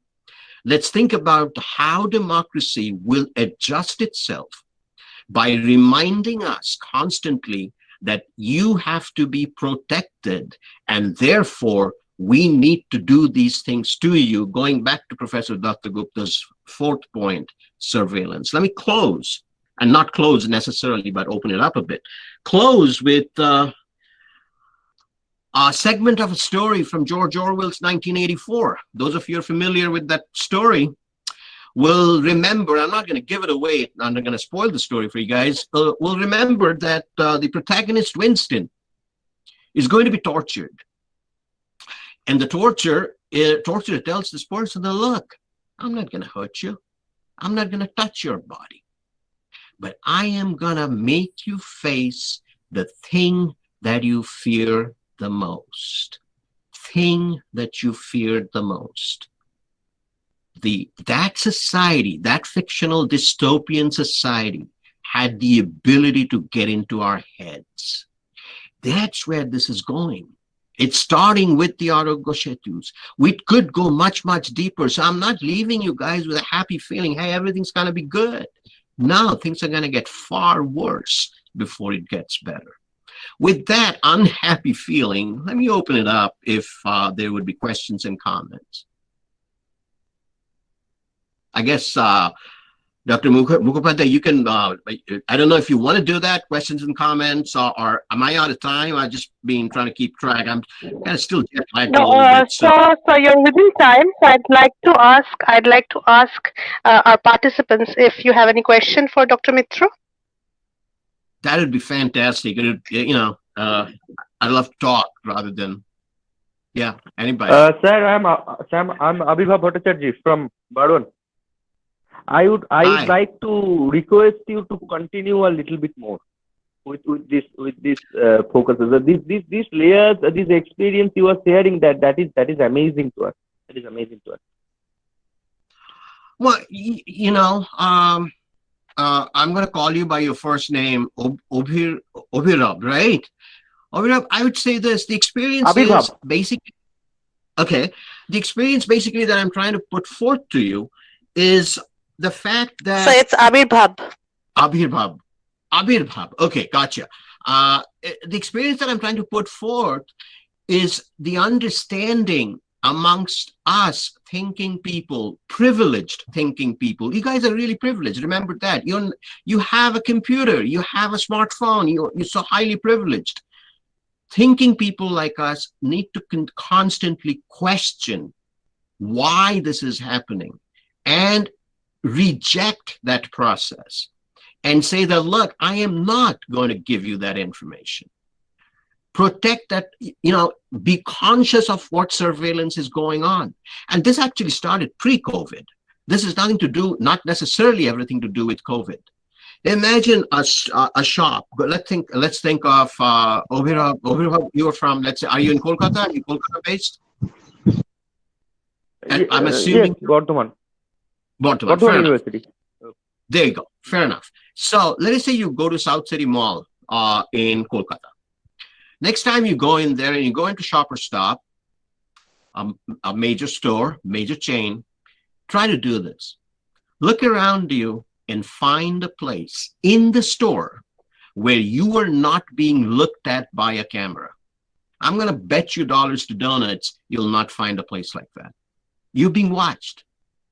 We already gave in to this. And now we are being watched even more. Look at China. China used their system so carefully and so efficiently that they are claiming now they've got this under control. Everybody, literally everybody in China is being watched. Temperatures taken. Is this the world we want to live in? Probably not. Do we have an option? Yes, perhaps we have an option, which is the American option to some degree, which too I don't particularly feel like it's a great option. Take individual responsibility, wear the mask, do the things, and say that it's my responsibility to keep me safe. I don't need you guys to watch my temperature. So when I came back in, you wanted to know about my experience. So all through India, I was there for 8 days. I had a lot of business to take care of. I had some family stuff to do. And I can't remember how many times people took my temperature, asked for my name, wrote it down. I objected. And I said, geez, I'm here just for a few days. Coming back to the US, nothing. Absolutely nothing. I travel all the time. So coming back into the United States, I use Global Entry, which is a system, which again is a very interesting system. It does face recognition. I get off the plane. I walk up to this machine, stand in front of it, 30 seconds, 15 seconds, bam, they've taken my picture. They have my picture. They have already got it. Compares with my passport, gives me a little slip of paper. I'm out, right? Hugely convenient. Not even my fingerprints. Because of COVID, now they're doing complete face recognition. Not a single point where they took my temperature. I'm out in Newark, out of the airport, have my cigarette, go upstairs, fly back home, right? So, which is better? Entering Delhi, I'll close with this story. This is amusing, guys. What I just pulled off, people have been telling me, how the heck did you do this? I can talk about it now that I'm back home. You realize that if you enter India today with a negative COVID test, do you know what they're asking you to do? They're basically saying you have to quarantine yourself voluntarily for 14 days, right? How do you do? How do they ensure that you quarantine yourself for 14 days? They stamp you. It's reminiscent of the Jewish camp of Auschwitz. They stamp you. They literally put a stamp on your hand. I was going to leave the country in 8 days. I said, this is a problem. This stamp on my hand might actually stop me. And this is what I'm talking this is an example of how you fight this. The fighting comes from the grassroots. I said, I got to remove this stamp. Do you know what they're using for the stamp? Voter ink, basic voter ink, right? How do you remove voter ink? Anybody know how to remove voter ink? Let me tell you, if you have to do this, you take cotton wool, dip it in as pure alcohol as possible, put that on that stamp for about 10 minutes, and then you take the Kara brand nail polish removing pads and alternate alcohol and nail polish remover. In about an hour, it completely disappears. That's resistance to me. It is illegal, and I can say this today. That's resistance. You resist everything that they're trying to impose on you, because every moment of resistance is a response to that top-down control under the guise of democracy. Does that make sense? I'm not sure if I'm answering the question at all, but to me, the moment has come where we need to begin to resist at a very, very grassroots level. Well, sir, may I ask you a question, sir? Of course. Yeah, sir, while we are living in the regime of surveillance, I have a question in my mind, since I am also facing the same question. What's wrong in surveillance in the name of common good? What's wrong in it? Amazing. Prodipto, I again calling you by your first name. Yes, what's sir. wrong with it, to me, is the fact that it is being done without my consent, with the presumption that whoever is surveilling me is protecting me. It is my generation. I feel like I don't need to be watched. I don't need to be told what to do. It's the old libertarian attitude of Americans. I guess I have a strong libertarian tendency in me, and I say that, look, leave me alone. I know how to protect myself. And if I think you think I'm going to do some harm, then show me the evidence. Where's the evidence that I'm doing any harm? So that becomes a very fundamental question, Prodipto. Is there something wrong with surveillance? If you look at it from the institutional perspective, they'll say, no, there's nothing wrong with it. But from a very individual freedom perspective, I would say that what is wrong is that it's being done without my consent, sometimes even without my knowledge. And if I don't give into the surveillance process, then my scope of activity would be limited. If I did not give my name, I went out for lunch.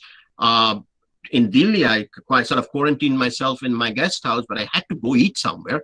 And I went out to eat at a restaurant, not a big restaurant, a simple old place.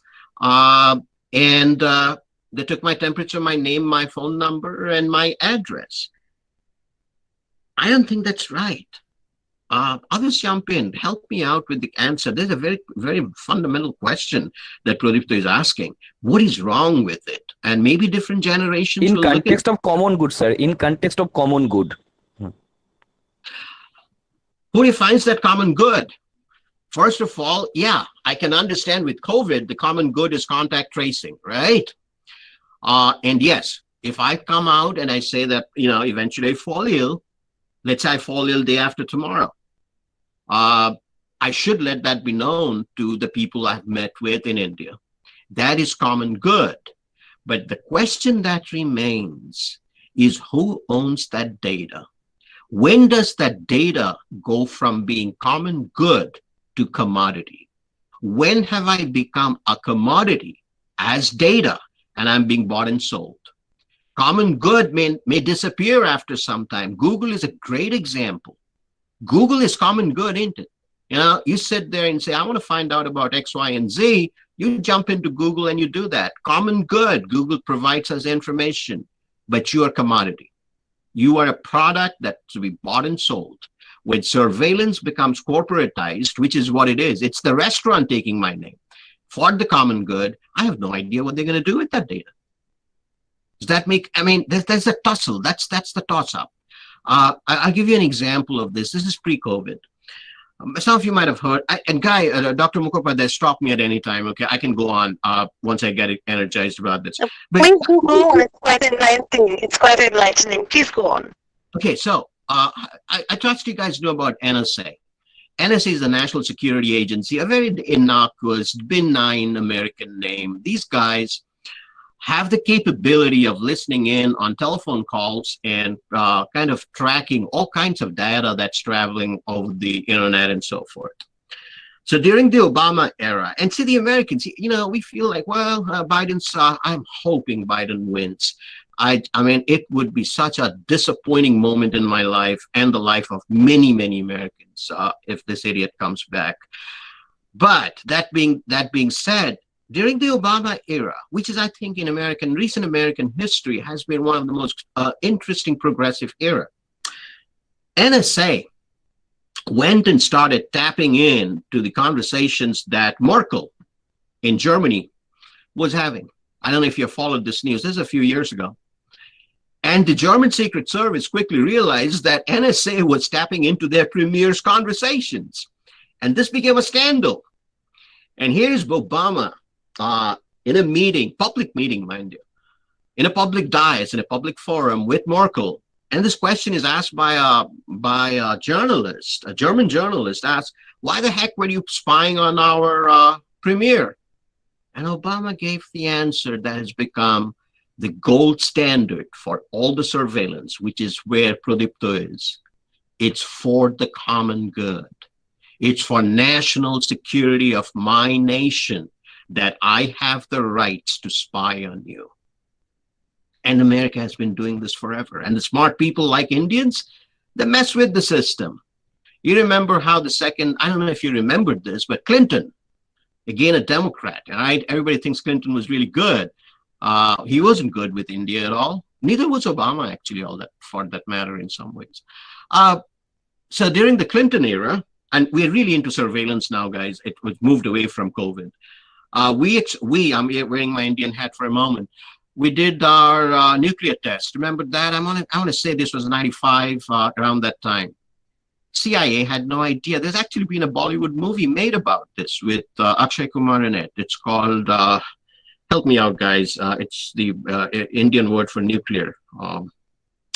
Anyhow, so what did we do? What did the Indian scientists do? They figured out when the satellite was on top of the test site. And this is surveillance. And the Americans would claim it's for the common good, for national security. India just didn't do anything during that few hours that the satellite was on top of our test site. And they started working again, and they hit it up again. Do you know about this? Anybody know of this? Mission Mangal.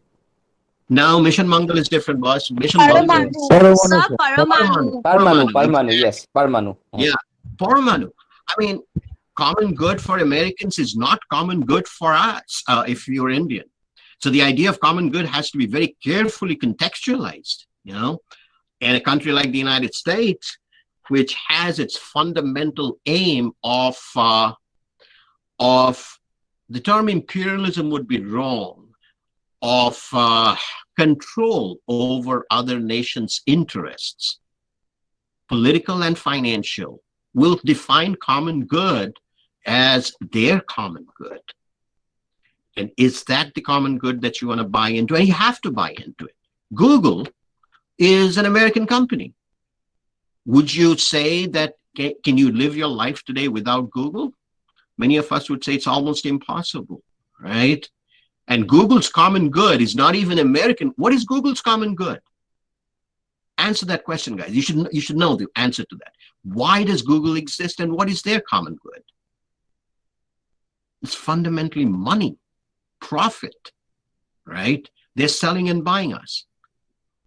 All I'm asking for, all I'm requesting is be conscious. Every time you walk in front of a camera, remember you have just been captured.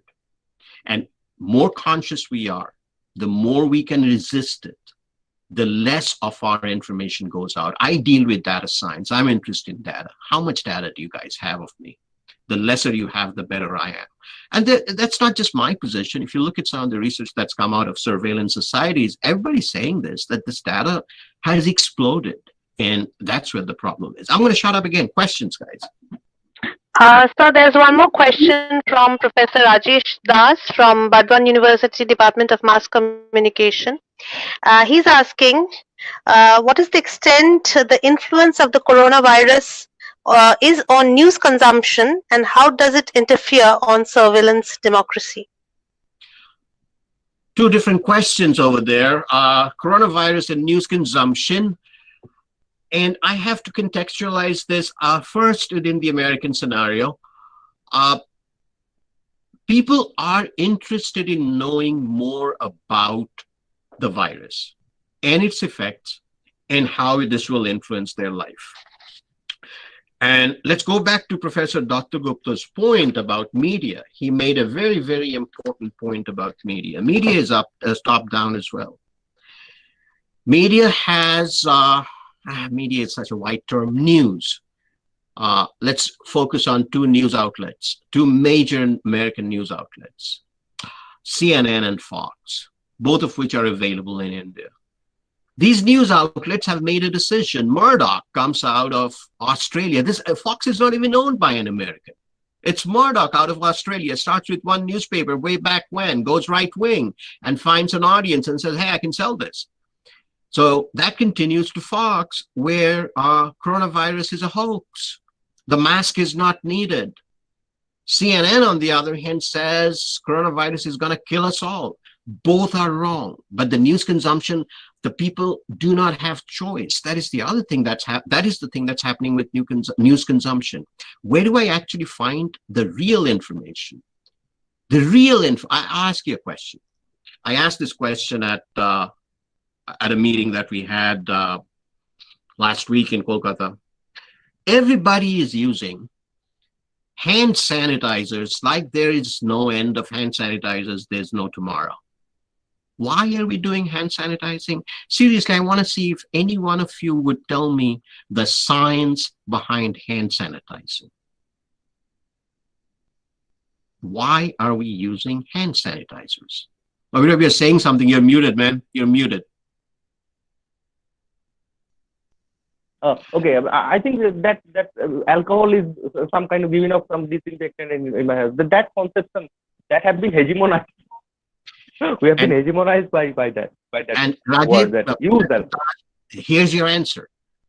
The correct answer is, and Shoykot just put this over there, which is incorrect, Shoykot. You cannot kill a virus. The virus is not a living thing. The virus needs a cell in order to replicate itself, and that's how it kills you or hurts you. The coronavirus is coated by a thin layer of lipid, which is basically fat. Alcohol dissolves that lipid, dissolves that fat, and what it does is it inactivates the virus.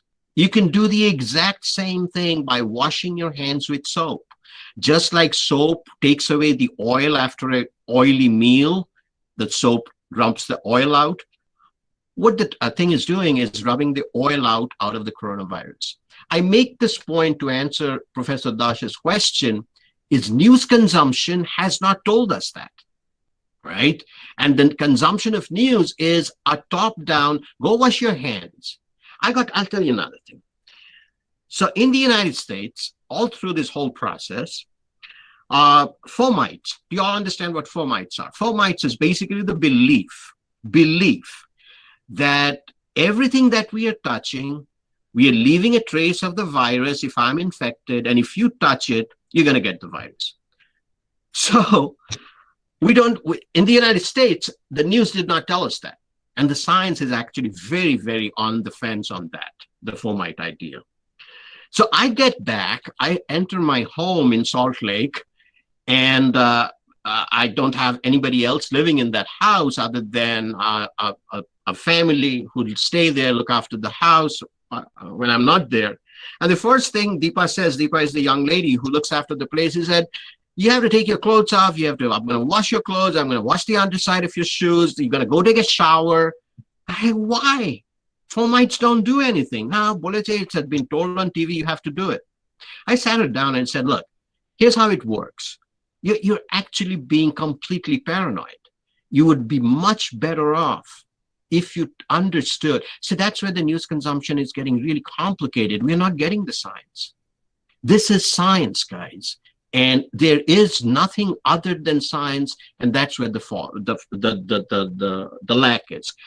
Professor Dash had a second question. He talked about news media. What was the second part of the question? Sorry, I got carried away. I'll just repeat it once more. It says, and how does it interfere on the surveillance democracy?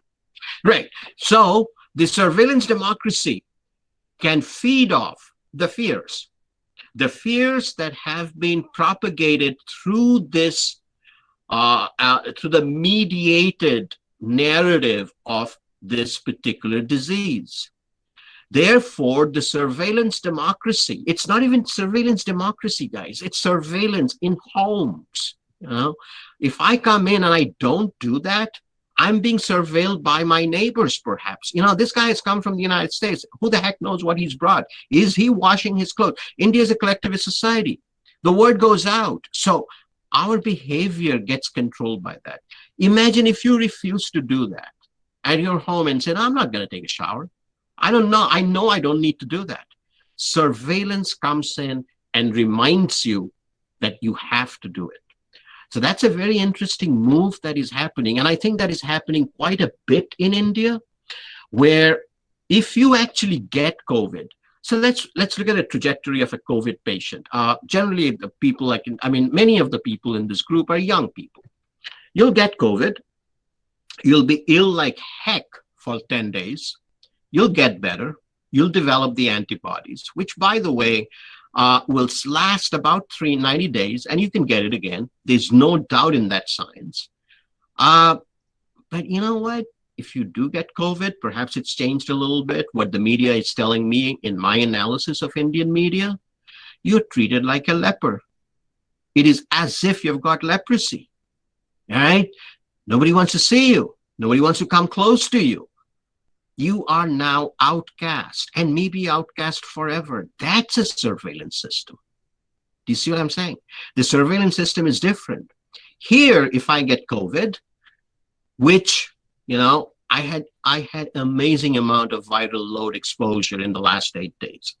I think I traveled and moved around in crowds for my work much more than what I would argue many of you do in your everyday lives, staying in India. So I'm going to get tested in a couple, 3 days. I still don't have any symptoms. When I get tested, I'm keeping my fingers crossed. I come out negative, all good. If I come out positive, I'm in real deep shit, but I'll be fine. You know, I'll get the disease. I've got the medicines. I know how to deal with this. Been doing the science. I'll probably not die. I'll be incredibly ill, but I will not be ostracized. I'll not be treated as a leper. That is a surveillance system that's taken over in India. I don't know. I mean, that's my presumption, just looking at media. I've been following media carefully for the past 7-8 months. So that's an answer to Rajiv's question. And I'm sorry, I'm calling you Rajiv, Professor Dash. We know each other well enough. I hope I have that privilege.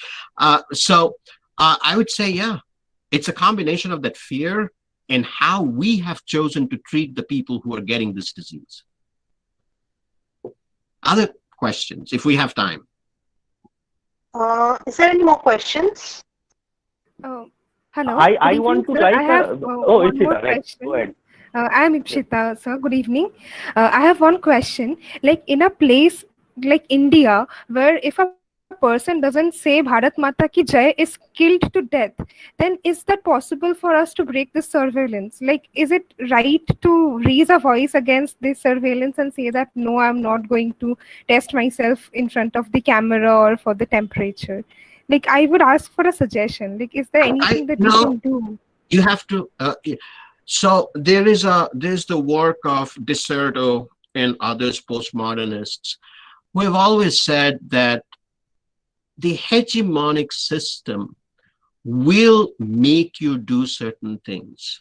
But you have to find, as a political process, as a process of lived culture, or the material lived life, to work around it.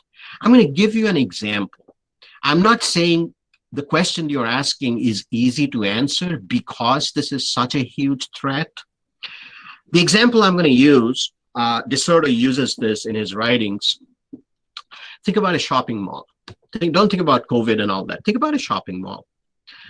Why does a shopping mall exist?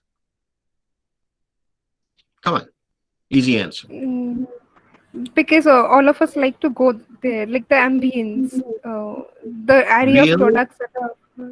Really, Ipshita? Is that why Shopper Stop opened up Shopper Stop, so you can go in there and experience the ambience? To make profits. There we go. It's a capitalist profit-making endeavor. What do? You just said you go there to walk around. You're actually defying the shopping mall. This happens a lot in the United States. And particularly going back to Professor Dr. Gupta's the second point he made about the minorities. African-American male, young black boys, right? That's basically what it is. Young black guys used to hang out at Haynes Mall, our little mall. I live in a small town. Our little mall. And they used to go there on Friday evenings. They would not use any alcohol. They would not use any drugs. They just used to hang around. That's all. And then they put in a rule saying, now you can't come in the mall unless you're accompanied by a parent. And if there's a group of 5 or more, we'll kick you out because it defies the purpose of the mall. What I'm suggesting, and this is De Soto's point, you reuse that space, you reuse that process. I don't have a good answer, Ipshita. I don't know if you can actually, at this moment in the COVID situation, be able to say that I will not give you this information. You could say that, but you will not have the privilege of entering a space, right? Yes, sir. So you have to find it. And if you, the warning the warning is, if you lose the desire to fight it, then you have completely acquiesced to that hegemonic system. The Althusser's, the ideological state apparatus has been completely successful when you have decided this is good for me. And I'm going to put Pradipta on the spot because that's what is desired. We acquiesce. That's the whole idea of an ideological system. You go back to Gramsci's work. You go back to the work from the British Cultural Studies folks, Stuart Hall's work, that's acquiescence. And hegemony works by acquiescence, by agreement. Nobody puts a gun to your head. You agree. And therefore, that's how it becomes dominant. So I think it resembles the concept of Foucault's Panopticon also. Very much so. So, by the way, Foucault does not come up with Panopticon. Does anybody know who comes up with Panopticon actually? There's actually a philosopher way back before all of this, a British philosopher. Wait for a moment, even I'm tired. I'm losing the name, but this happened way back. What does Panopticon mean? Panopticon. So this philosopher basically suggested that, look, we're going to build a prison where we'll have the watchtower in the middle. The prison will be Jeremy Bentham. Thank you, boss. Bentham, of course. So Bentham comes up with the idea of the Panopticon. And his argument is then people will comply. We don't have to use force. Foucault takes that idea and Foucault says, you know what that does? It makes us docile. In Foucault's language, we become docile. We know that we're being watched and thus we behave. Americans are so good at that. At times I look at these Americans and say, you guys are so freaking stupid. Why don't you find a way of resistance? Because we are docile. And that's docility that the original Panopticon that Bentham suggests, Foucault uses, comes back. We don't shoplift anymore. I'm not saying you should shoplift, but I'm saying we don't shoplift anymore because that docility has come. The camera is everywhere. And with that camera being everywhere, there's no other way but becoming a following. I think, Sujata, you said about Foucault's Panopticon. You're Yes, sir. absolutely Yes, right. sir. Absolutely. That's where we are going. And India was not like this. India had greater amounts of so-called freedom for a long period of time than countries like the United States, country like UK. There's a camera for every 14th person in the UK. You can't walk around in London without you being captured on some form of camera. Again, if there are other questions. So I don't think there are any more questions. So can we move over Sure, Dedi, sure. to the valedictory session? Well, thank you guys. I'm gonna hang around. I'm gonna turn the camera and voice off and listen for the rest of the time. Thank you for the opportunity.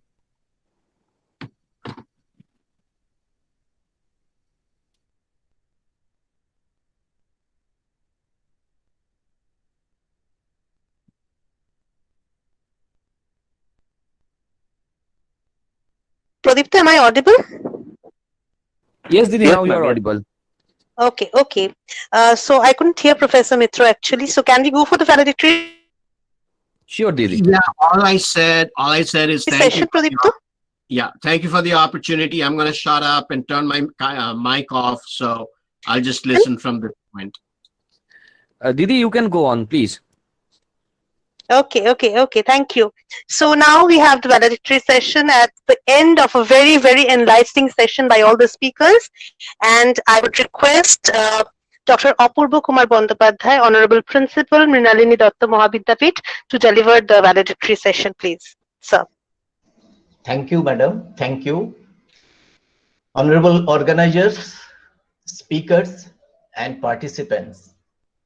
Finally, we have reached at the twilight hours of this international webinar, where the erudite speakers were from Australia, Nepal, Maharashtra, Kolkata, New Delhi, and USA.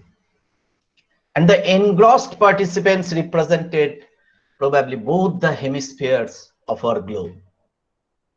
Now is the time to acknowledge the pursuit, congratulate the academic leaders, and then either to perish or cherish, but finally to relish its success. As you know, the glaring sun sets only to rise again with renewed vigor.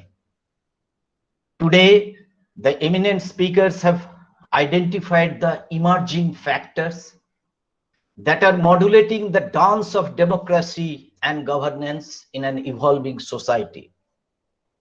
Tomorrow, I believe many of the participants would attempt a statistical approach to search out a mathematical model which best captures the nonlinear dynamics of a social system in terms of its economy, human development index, and cultural parameters. We have also perceived that the concept of sustainable development is the clarion call of the day, and it can result only from an understanding of different context in a society. In fact, COVID-19 scenario manifested the pivotal role of public value governance. Intensified value conflicts and ideological polarization are the reasons why such governance emerged as a new research domain. We have to differentiate the delicate line between expertise and politics. Democracy needs to be evolved to technocracy, a government where generalists and specialists must coexist productively. Public administration educators can thereby play a major role in the pursuit of good governance in a new normal state of risks. Universities can even offer postgraduate and doctoral degrees in emergency governance under the discipline of public administration. New curriculum are expected to integrate governance, technology, and national guideline to enhance preparedness and resilience for disruptive situations.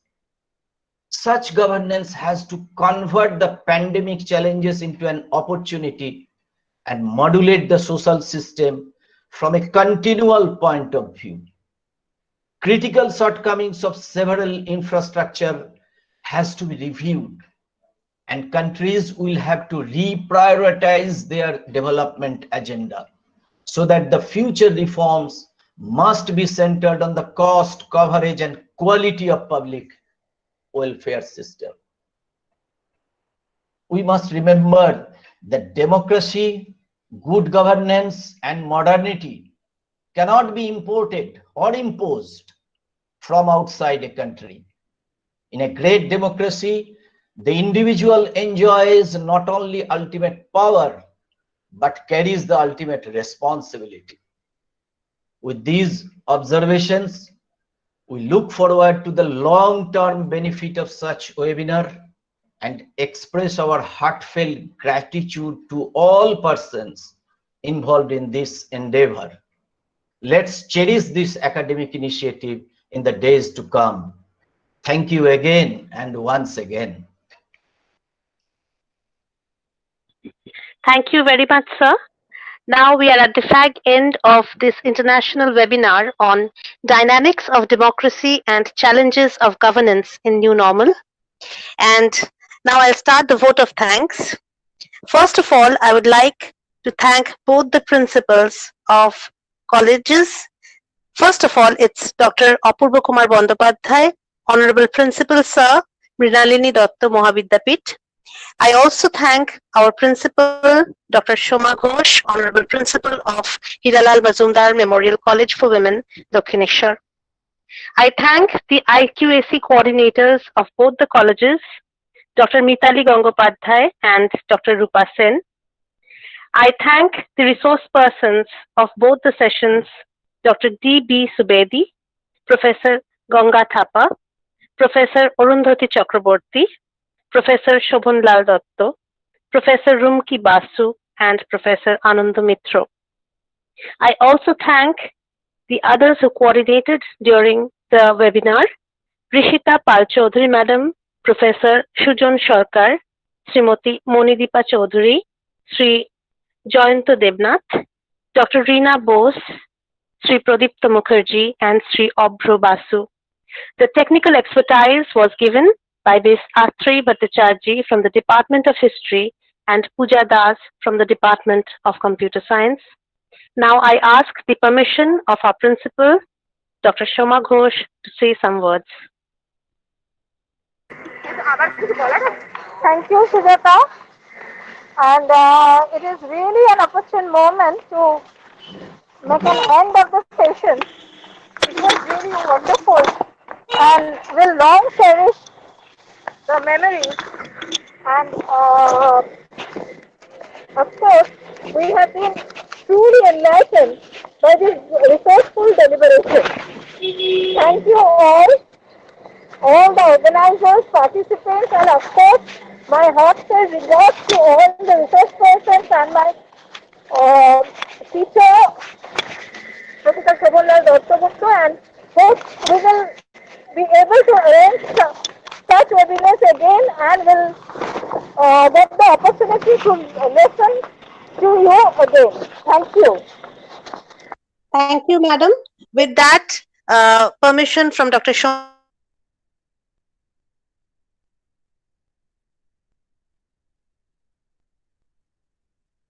Ghosh. I thank all the organizers once again, and we declare the end of today's webinar. Thank you very much. Thank you. Thank you. Thank you all. Thank you all. Thank you all. Thank you. Thank you.